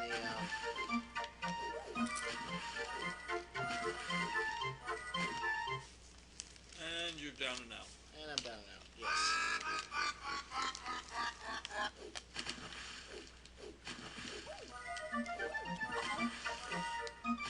Oh, ironically here, did you know at one point that Sonic was more popular than Mickey Mouse? Or more recognizable than Mickey Mouse? It's kids these days, you know what I'm saying? More apt to recognize a video game character than a cartoon character? Well, that and... How many of those kids do you think actually went to Disneyland? And, like, back in the days of Sonic, how often did you actually see Mickey on television? Well, that's a good point, actually. Here, I thought it was just an anomaly that the video game character was more popular than the movie and television character. I think they just saw more of Sonic than they did of Mickey. That makes a lot of sense, actually.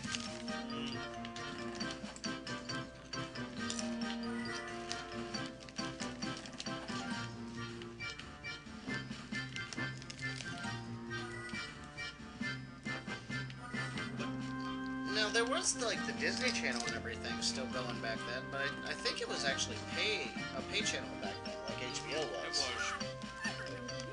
Or at least I'm pretty sure it was.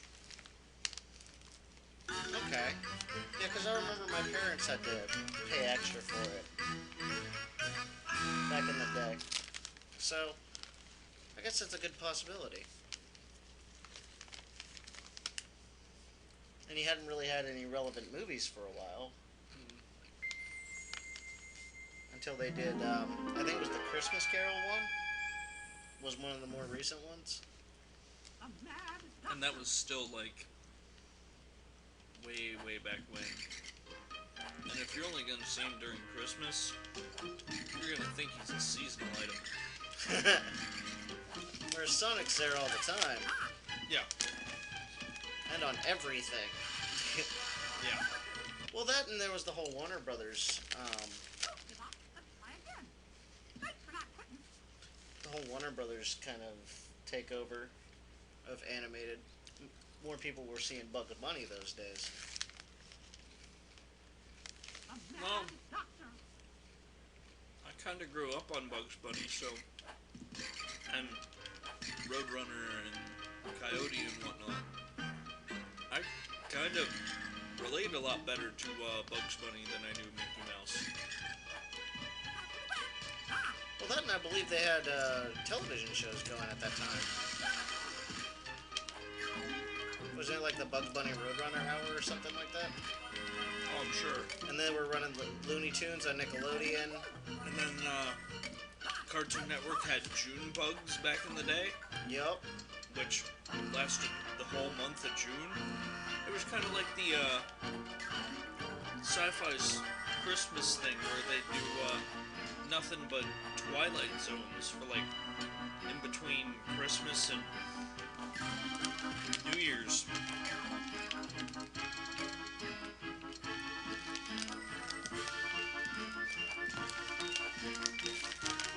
Pretty cool. Yeah, I remember those days.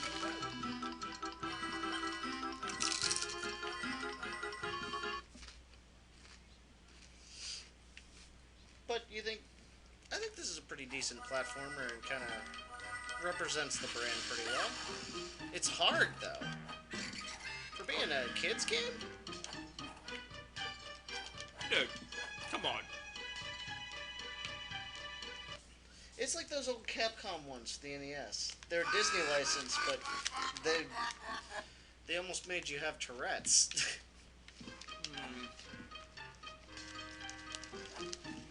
You ever play Chip 'n Dale's Rescue Rangers? No. But I beg to differ with you on this, because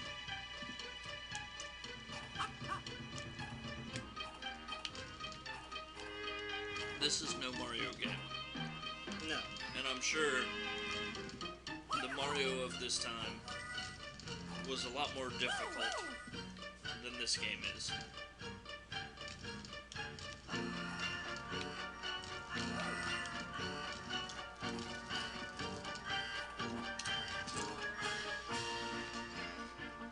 And that's designed for kids, is it not? True.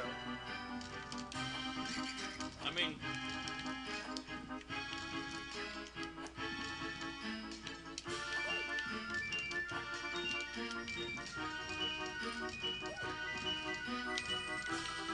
I'm very sure that you've told me you've seen kids do Mario moves that you've never thought or seen before. That's true.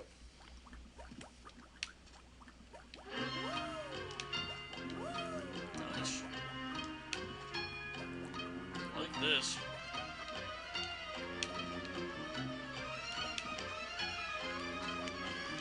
Did I mention this game can be slightly difficult at times?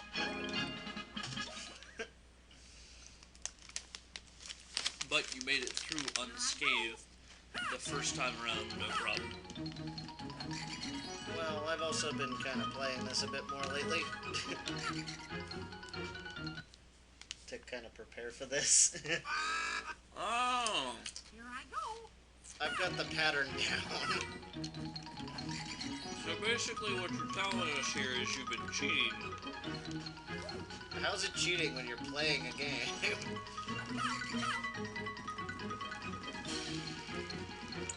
You've been practicing showmanship. Isn't it better to practice than look like you're sucking it up? I suppose you're right. We'll give you the benefit of the doubt on this one. But next time, Next time, Gadget. yeah. Next time. What you said.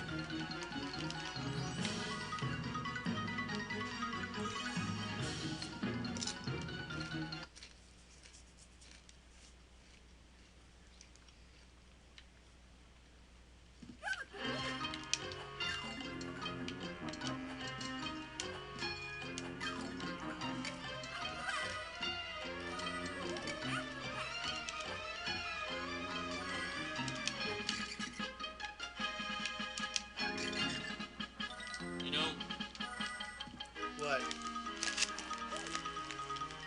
with the enemies that I've seen so far in this game and the way the background's laid out, I kind of expect Mickey to take on Mops at some point because he put on the sorcerer's hat.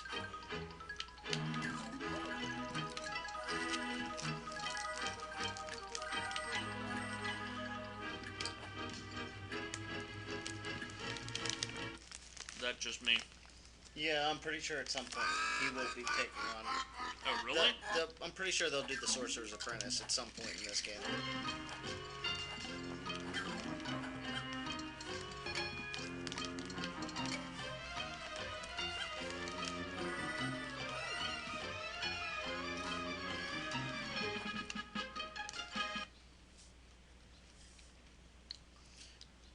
Alright. I believe we're going to move on now. Fair enough.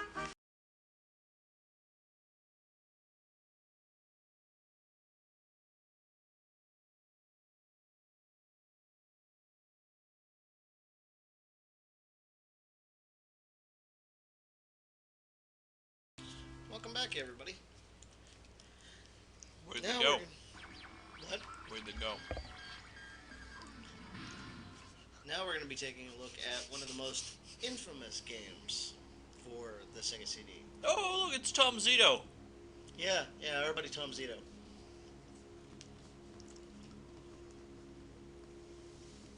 Oh, but James Riley, you direct film. Isn't, Infamous, doesn't that mean it's pretty much crap? Because, you know, it's known for being crap? Horrible? Well, it's either that or it has a backstory. This one just happens to have a backstory. Oh, my bad. So let's go on and talk about said backstory. Sounds good. While we watch these awesome cutscenes. Yeah. Very awesome. Makes me feel like I'm in the trench right next to him. Wait, we're not in a trench. Never mind. You're part of a scat team. Again, we're supposed to have high fucking tech. Why does it feel like I'm in a trench right next to them? Yeah. Right now, another 5 girls are headed towards the Martins to spend the night. Your mission? Stop. Protect those girls from whatever happened to the last ones. Now listen up. Okay. Last night, one of our agents got into Now, the backstory on this is it was originally designed for the Project Nemo, as we had discussed earlier. And does that have anything to do with the fish? Nothing to do with the fish. The fish was way after. Alright. Continue, my bad. They actually were shooting in about early 92, and it was being first released for the 3DO. And then they put it on the Sega CD. It was actually one of the best-selling titles ever released for the Sega CD. What? Yeah. Kind of the whole infamy thing. It also starred Dana Plato, who had come from Different Strokes. That would be her.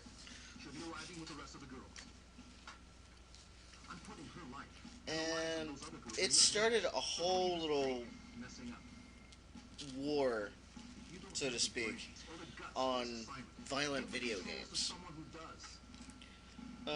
It was around December of '93 when Joe Lieberman... Here. Sorry. Sorry, we were kind of ignoring him yelling at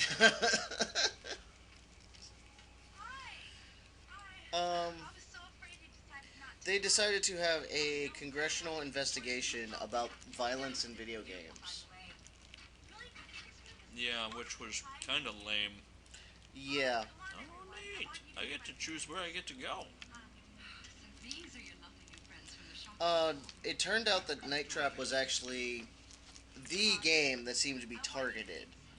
I mean, they also threw Mortal Kombat and Doom under the bus. So those three kind of became the big... Check it out. This kind of feels like a horror movie, so we're going to go to the bedroom and see if we can end this game early. Okay.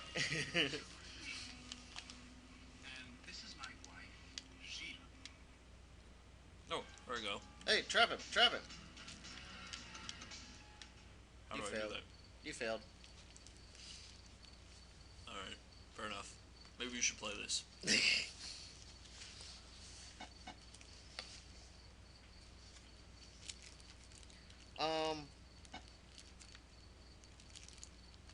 Now, this wasn't the first time that violence in video games have been discussed.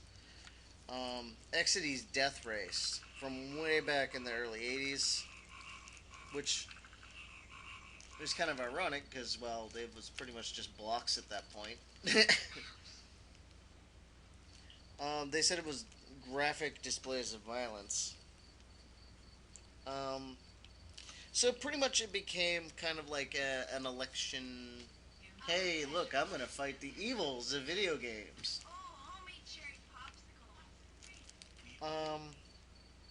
They had about... The first round began on December 9th, right around the time that, you know, everything would be going for Christmas.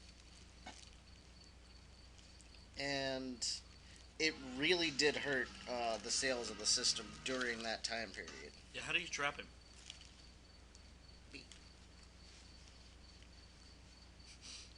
You have to be on the right color. You have to be in the right room, see him, be on the right color to set the trap. What's the right color? Well, that's where the trial and error part comes in. That was kind of horrible, huh? It wasn't the greatest game in the world. But apparently, you know, it's the devil. Oh. Good job. Did I trap him? No. There has to actually be something on screen for you to trap. I heard someone moving. Damn it.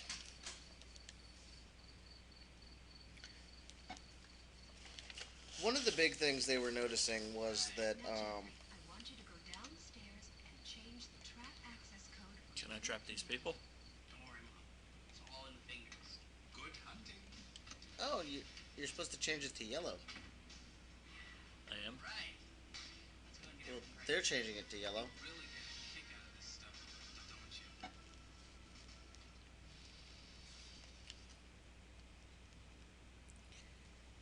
Yeah,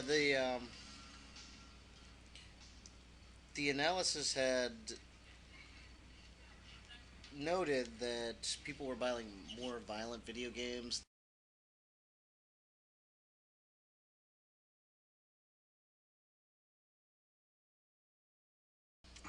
Hi folks, and welcome back to NewGenGamers.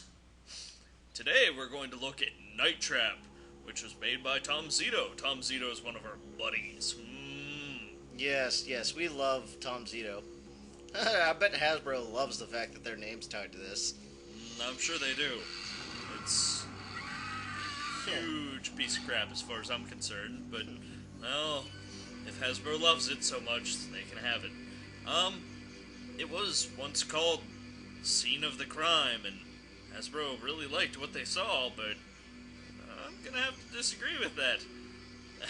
Well, if you take a look at it in context of the time period, this would have been awesome in 1992.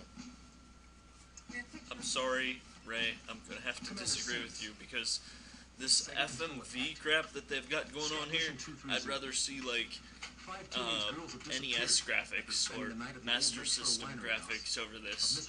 Hell, I'd rather play Pong, because, well, it's more entertaining than trying to look at the grainy crap video, and more understandable, and, well, just more fun. You have an all-out hatred for FMV games, do you not? No.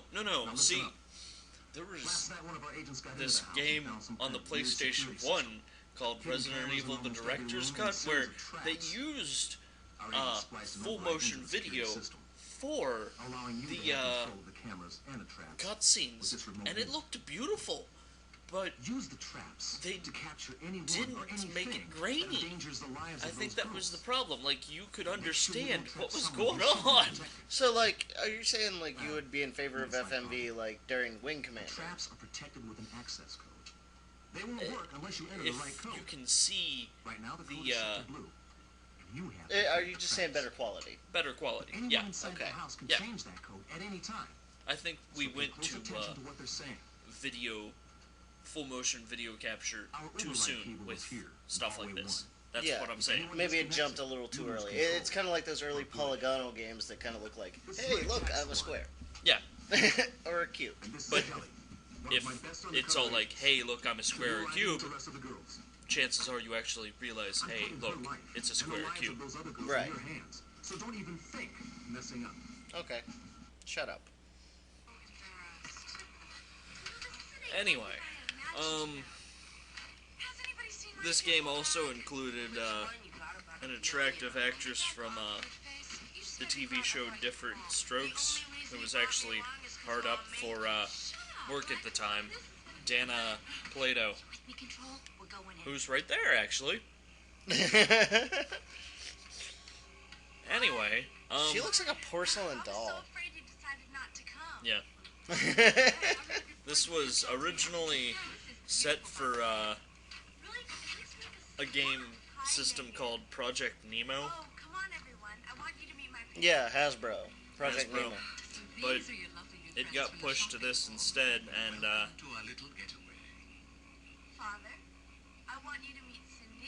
He seems like a vampire. Ashley, hi. Megan, hey. Lisa, Okay. her little brother Danny. What's up? Can anyone say, horror movie? Nice to meet you, Mr. yeah. cheesy horror movie? And old crotchety guy? Yeah. I feel like they're all gonna get naked, have lesbian sex, and die. Yeah. So far this seems like a horror porn. Kind of. It has about the acting quality of that. Well, what do you expect? How did they go from outside to inside in like 1.5 seconds? You press the button. You're a button presser.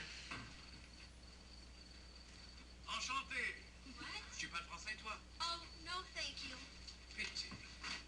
You know, I'm pretty sure this is interactive. You don't actually have to watch it like it's a movie. I know. It's kind of entertaining as a movie,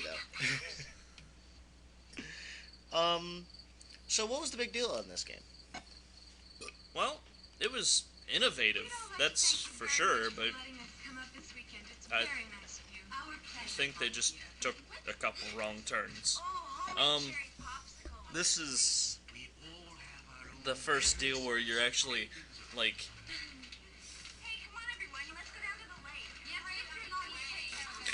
Oh, that always sounds bad. Let's go down to the lake. Anyways. This is the first they've actually tried something like, interactive, like, full motion video type of deal, like, where you're actually just controlling the video options. It's kind of like a preset choose your own adventure book, actually, in that sense. Okay.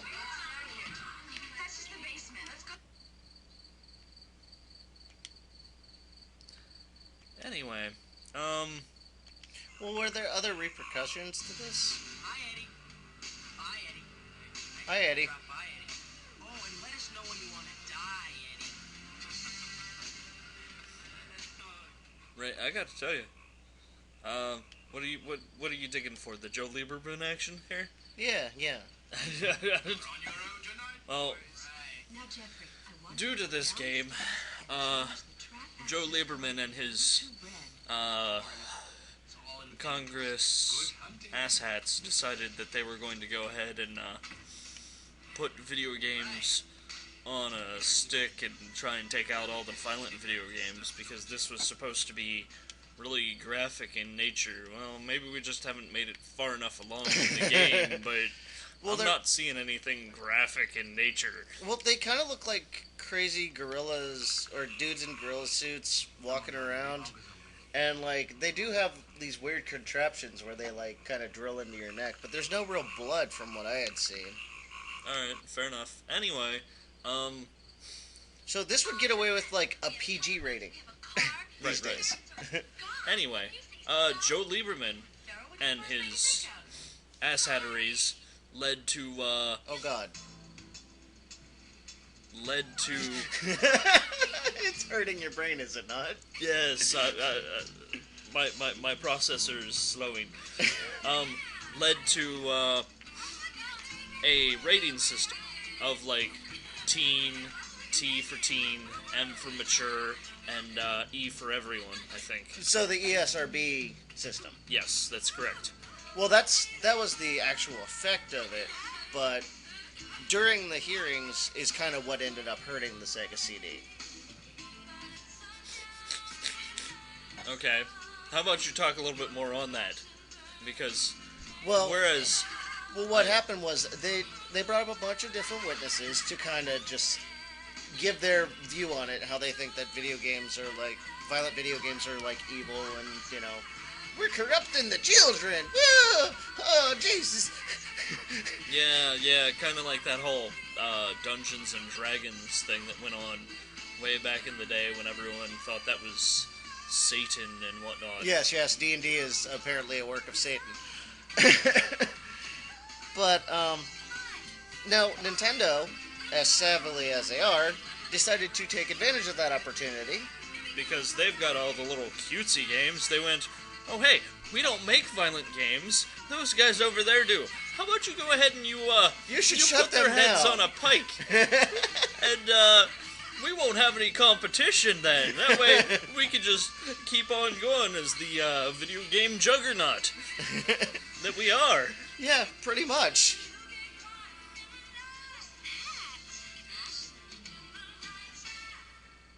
This is my cousin, Tony.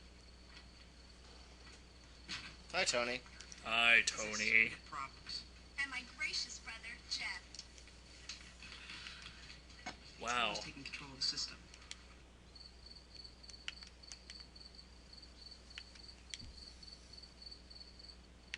I still haven't seen a single enemy.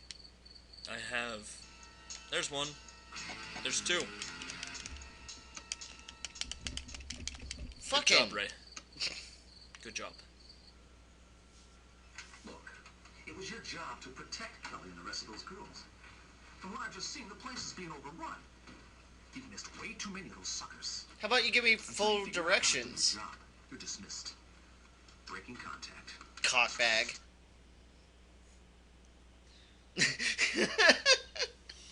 Your scat system has been disconnected. Oh, that sounds painful.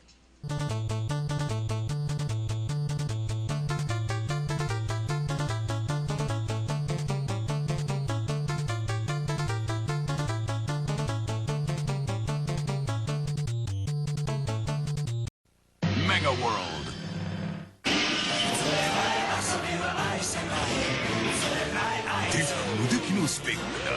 Hyper Attachment Mega CD. Here's my mind goofing off. My mom says it probably looks like some vegetable, but no plan could be so smart as to pick one machine that plays Sega Genesis and Sega CDs. That's the JVC XI. She could care. Put your mind to work, she says. I say XI comes with Compton's Interactive Encyclopedia. Hey, it's a CD player, plus you get stuff for free. So now it's see what you can do when you apply yourself? One mind, one machine. XI, multi-entertainment system. Call 1-800-JVC-XI. Mickey has friends wherever he goes. Not here.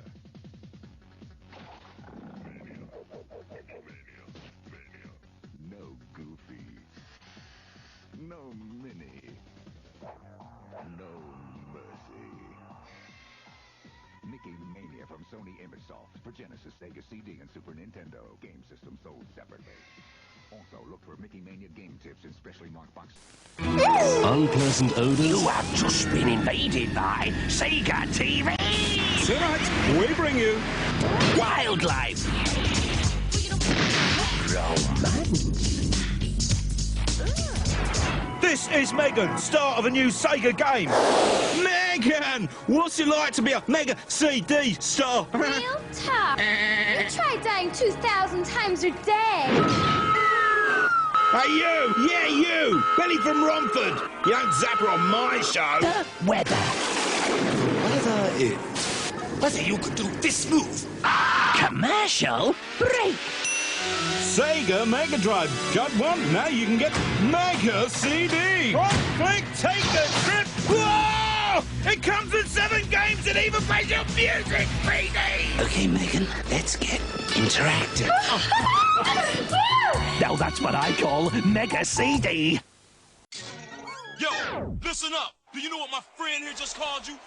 He called you a glass-jawed, bird-necked, no-jabbing wimp. Oh. You gonna take that? Step into the ring. Not your typical video game, huh? Stick 'em, jab, move, come on. Right, there you go, left, hit him with... Uh-oh. Prize Fighter, only on Sega CD.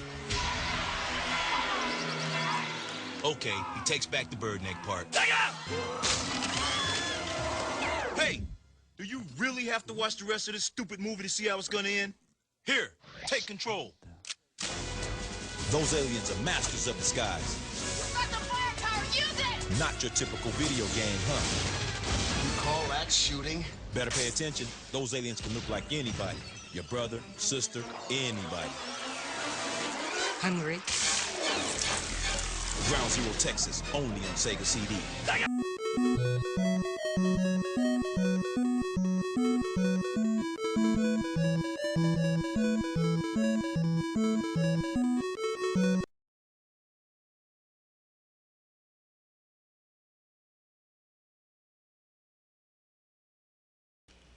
Welcome back, everybody. Ooh, Konami and the flags. Today we're going to be taking a look at one of the cult classics for the Sega CD, Hideo Kojima's Snatcher. This one plays a lot like a detective RPG story. So would you say this is kind of like the X-Files game for the PC way back when? Kind of. It's a little more in-depth, though.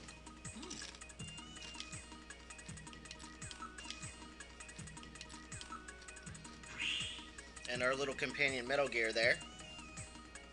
Yes, yes. He's actually kind of cute.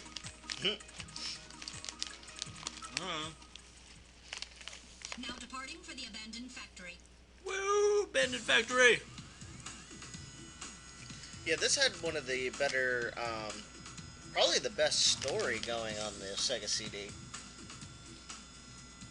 My first day on the job, and now Good voice work. Good, animation. Yeah, animation. It really is a snatcher. Guess I'll find out now if all that training really paid off. Now, we were talking previously in the game before about the ESRB's, you know, beginnings and all of that because of the congressional hearings. Right, because of the congressional hearings, there was actually a very rapid interest decline in the Sega CD, mostly because it was looked at as the black sheep of the family because of all the, air quotes, violent games on the console versus, you know, its juggernaut competitor Nintendo, which put out, like, cutesy games and, you know. Yeah, and they kind of just went for the throat. Now, the ironic part is, once the rating system was enacted, Nintendo released the bloody version of Mortal Kombat 2 the next year. Yeah, but oddly enough, Sega had their own rating system before the ESRB was put into activation, correct? Yeah, it was like they did GA for general audiences. They did MA13 and the MA17 in place of the T and M's. Well, it wasn't really so much in place as theirs came first. They took actually responsibility for how the games looked, which I think is kind of impressive coming from them, considering they got shunned as the black sheep for the violence. Yeah. They were actually trying to prevent it ending up in smaller hands with the more violent games, but that's, no, never mind now, seeing as it's all water under the bridge. Yeah. In sectors? What in the world's that? Now, this one's actually animated as opposed to the full motion video capture that we've seen in most of the other games that we've played. Do you think that has any bearing as to how popular this was? Well, I think it has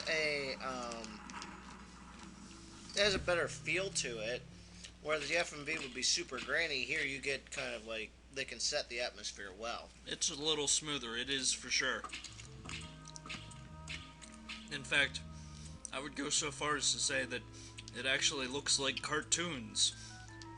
Would you say that's accurate? Yeah, I would say that's accurate. Alright. And, well, I kind of hate to go out on a limb and point fingers, but I think the cartoons look quite a bit better than the actual full motion video. Well, yeah, that's a definite. Plus, you have like a quality company behind this with Konami. Oh yeah. So they're, you know, more versed in making games than someone like Digital Pictures, who basically was just kind of just making movies to try and make interactive. And you've got their big head behind the game in the guy from the Metal Gear games, I'm not going to be able to pronounce it. Kojima. My bad. Thank you. Yes. I'm sure I should be able to pronounce it at this juncture, but I've never been good with foreign names. Yeah, it happens. Oh. I've butchered a name or two over the year. Fair enough. Anyway, probably doesn't help that they also put out a wide variety of variations on the systems to try and, you know, suck more people in, but it didn't quite do that. I think it had more the opposite effect. Like, there was the JVC Wonder Mega. There were a couple different variations on the system. Sega of Japan actually had a karaoke version of it. Really? A karaoke version? Yeah. Huh. Now, did that go over well? I mean, because with the full motion capture and whatnot, I would think that would actually be not too bad. Yeah, I mean, it would make really good CD plus G, you know, do the whole graphic type games. But so, I suppose that leads us to the interference on Sega of Japan's part, where... Yeah, there was actually a bit of an issue at the launch, which could have been the result of all this FMV saturation and everything that kind of led to its downfall, was the fact that Sega of Japan wanted to kind of keep this secret. Yeah. For the most part, from their own company. They kept it to just Sega of Japan for, what, like 2-3 years? Well, during the most of the initial, development phase. And then, whenever they finally did send, it out, wasn't it a crippled version anyway? Yeah, when they sent it to the, American team, it was a crippled version that had come from the Tokyo Toy Show. It was had just debuted there. It'd So, you kind of have dissent within the ranks there. Well, that would be it'd be like an overarching factor over that whole time period. The Genesis was kind of taken weirdly. Like there was some dissension there, but for Tom Kalinske and everything, and the Sega CD was kind of hidden from everything. And then the 32X, it was given to the American team to get done in 11 months. So while they were developing the Saturn over in Japan, so there was constant problems between Sega Japan and Sega of America. So would you say between the 32X, the Saturn, and the Sega CD, that they might have had just maybe one too many add-ons within, like, that time period? Or maybe just trying to push too much hardware at one time. I mean, having this and the 32X might have been a little bit of overkill anyways. Right. But then you cut support for those like a year well, this would be like the third year of its lifespan because it came out in 92 and then the Saturn launched in 95. Yeah, I think if they would have just kept running with software support for all of them at the same time, I imagine at least one of them would have taken off. Yeah, I mean, it just given full support to something. The Sega 32X was there for, I would say It was on the market for about 6-7 months before the Saturn launched. I think this is funny that we're sitting here talking about business and whatnot, and here we are, we've got a dead guy on the screen, and I don't know that I really noticed until, just now. It's kind of sad. Well, that's actually a pretty excellent metaphor for what Sega did to themselves. They kind of cut off their own head. I don't think they realized it at first, either. Oh, he's still warm. I wonder if Sega was still warm when they realized they cut off their own head. Yeah, and that would lead to the eventual downfall that, you know, everyone ended up seeing coming. I mean, they didn't even put out that many games for the 32X total, did they? Like, I think it was 36 total. 36 games. For the 32X. You know, some of the previous libraries, like, for the original NES was, what, like, a couple hundred? Yeah. At least? At least a couple hundred. We might be looking at more like 500. Fair enough. But yeah, you know, whereas I think the Saturn had a decent chance, I just don't think they put enough software into it, because they were headed the right direction, I think, with the Saturn. It had some really good games on it, like Knights and Marvel vs. Capcom, and yeah, well, it wasn't Marvel vs. Capcom. It was more like Street Fighter versus X-Men and stuff like that. The first one was a Dreamcast game. No, I'm pretty sure there was a Marvel vs. Capcom, or Marvel Heroes or something on the Marvel Superheroes. I knew there was something, I just couldn't remember. Yeah, we had actually played that for that. Okay. Yeah, that was your game, wasn't it? Weren't you one of those people that actually owned a Sega Saturn? I did own a Sega Saturn. I think that that shows some testament to it right there, whereas you didn't own a Sega CD until we had to actually get a hold of a system for the recording here, did you? Yeah, no, not really. I didn't have it previously. Fair enough, fair enough. But this is a pretty good look at a decent RPG investigation type game. Definitely check out Snatcher if you get a chance to. It's a pretty decent game.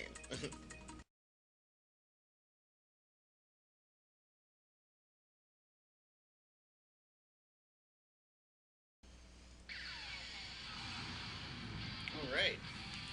Welcome back, everybody. We're taking a look now at Lords of Thunder. I don't know. From the sounds of it, I think this should be Lords of Metal.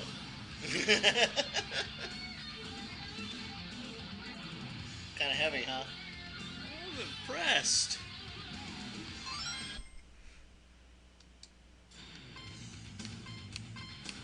So what are these, nations? What are we looking at here? Looks like a map. That's kind of what I thought. That's why I'm asking. Are these nations? May I help you? Sure. Yes, you can help me.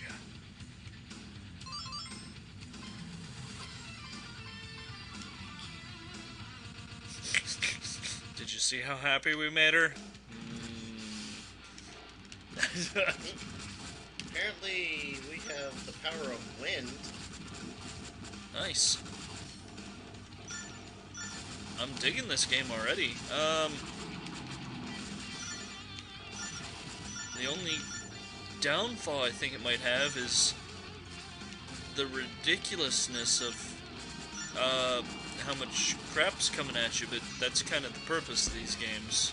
Yeah. Is to Ikaruga the crap out of you.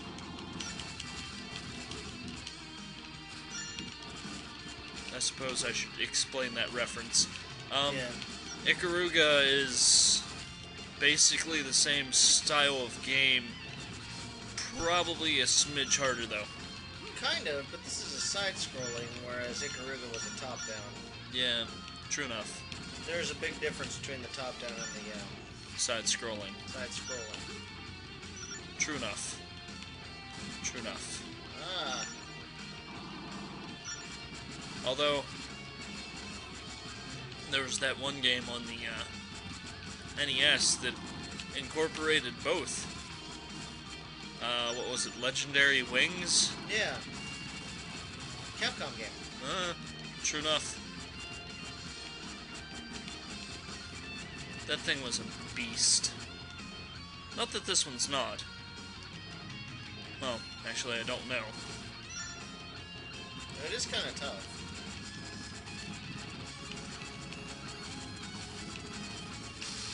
I don't know how exactly your side-scroll shoot-'em-up skills are, so I can't really, you know, determine by how you're doing as to whether or not it's more or less difficult.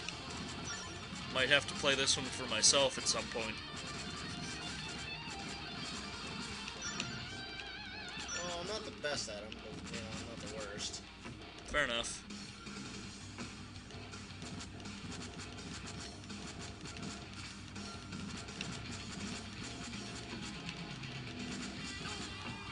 I do like your Lords of Metal reference. Yeah. Downside. It's hard. And it doesn't look like there were any checkpoints. And you only get one life.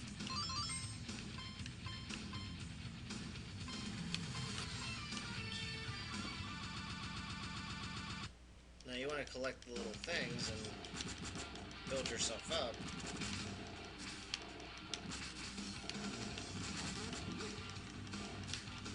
Obviously you didn't want to collect that little fireball thing though, huh? No, collecting the fireball is a bad thing.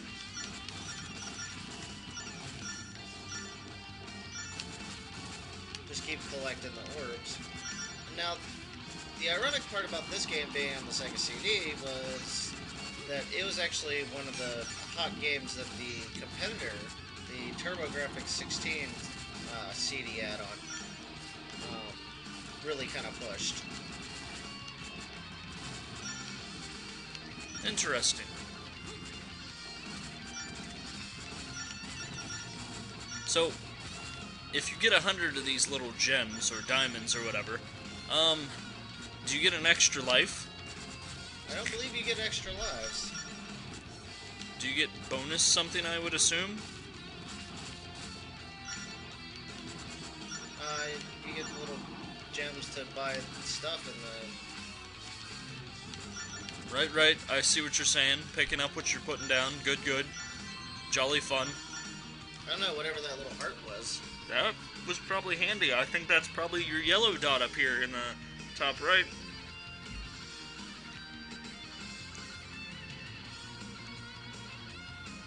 Definitely like the music on this. Oh, yeah. Oh, no. When did your, little dome thingies get bigger? After I killed the boss. Look at them, they're huge.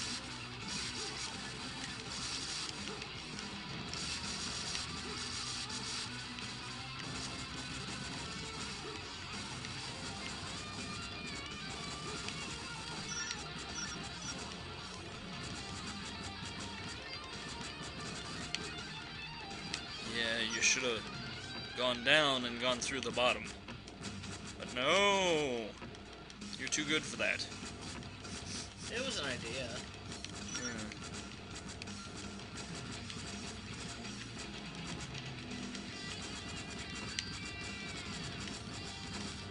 Good job with the little walking sticks this time around, though. You were having issues with them last time around. Yeah. Yeah, this looks like it's a pretty sweet game. For side-scrolling shoot 'em up. This definitely was one of the best in its class at that time. Aww. But we're dead again. Can I give it a shot? Yeah, sure. AG.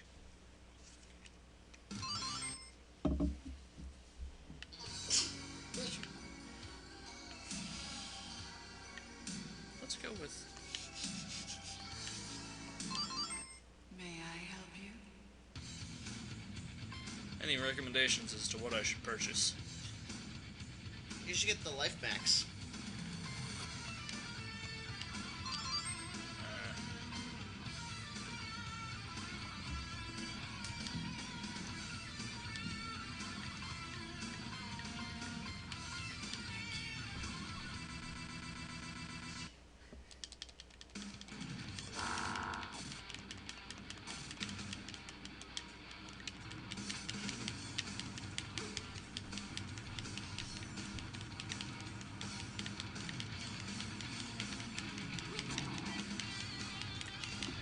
This is definitely one of those bullet hell shooters, too.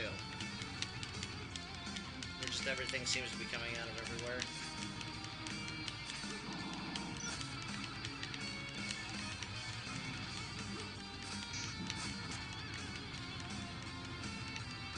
What do you think on the difficulty, Luke? Oh yeah, this is definitely covering the difficulty.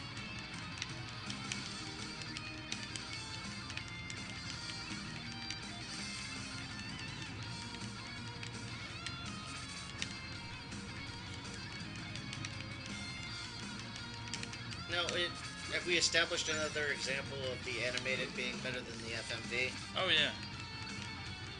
120%. So maybe if Sega had just kind of stuck with their guns and just made bigger games, rather than doing the whole FMV, we're gonna...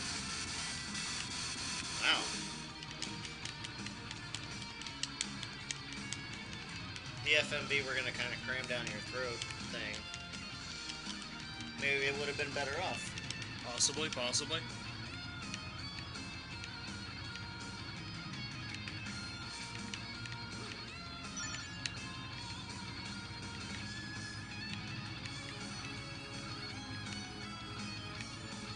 Note to developers, if a game is fun, playable, it's probably a good call. Oh, I failed. Alright, moving on to the final game, and we're gonna send this console back to where it came from.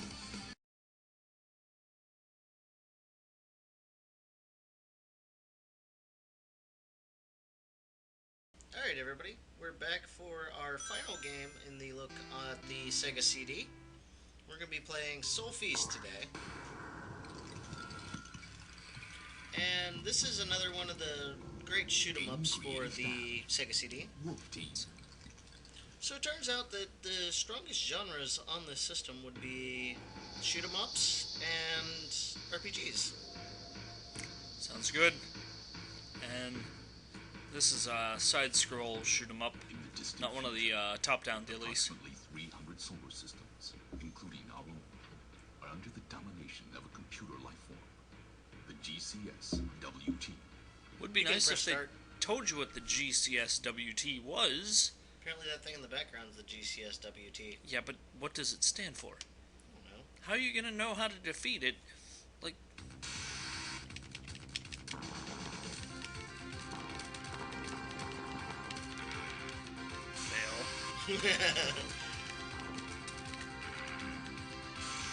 Now this was a launch title, so it obviously doesn't look as good as Lords of Thunder. But it's still not bad. Yeah. I guess the best way to kind of sum up the Sega CD's legacy was it was a bit too early, tried to be a little bit too ambitious, not well planned enough, and really? I guess just kind of not really appreciated. That and it had a lot of FMV titles on it that just weren't any good. Fail. My turn? Yeah, your turn.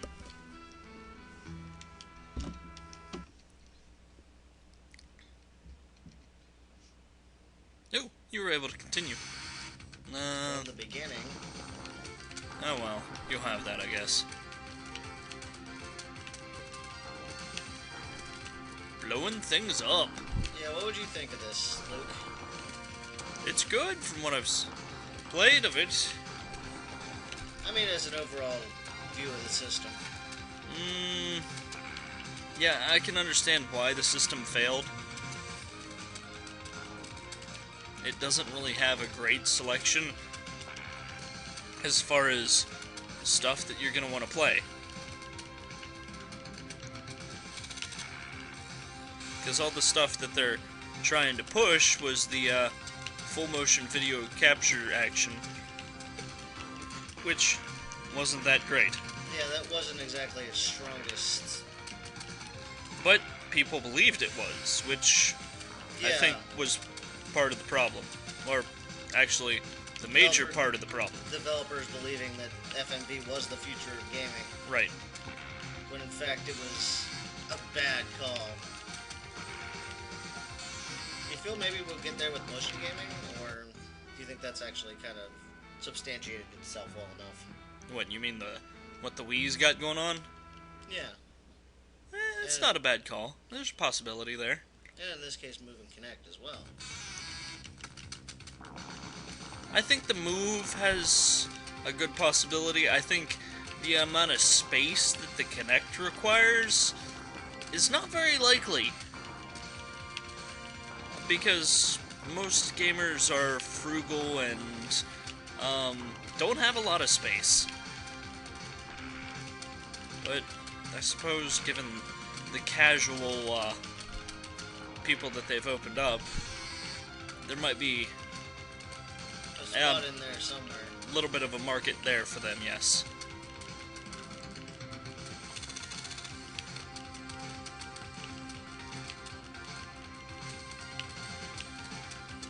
Nice. The thing is kind of ridiculous. Yeah, it is. But that's kind of the point. It does it well.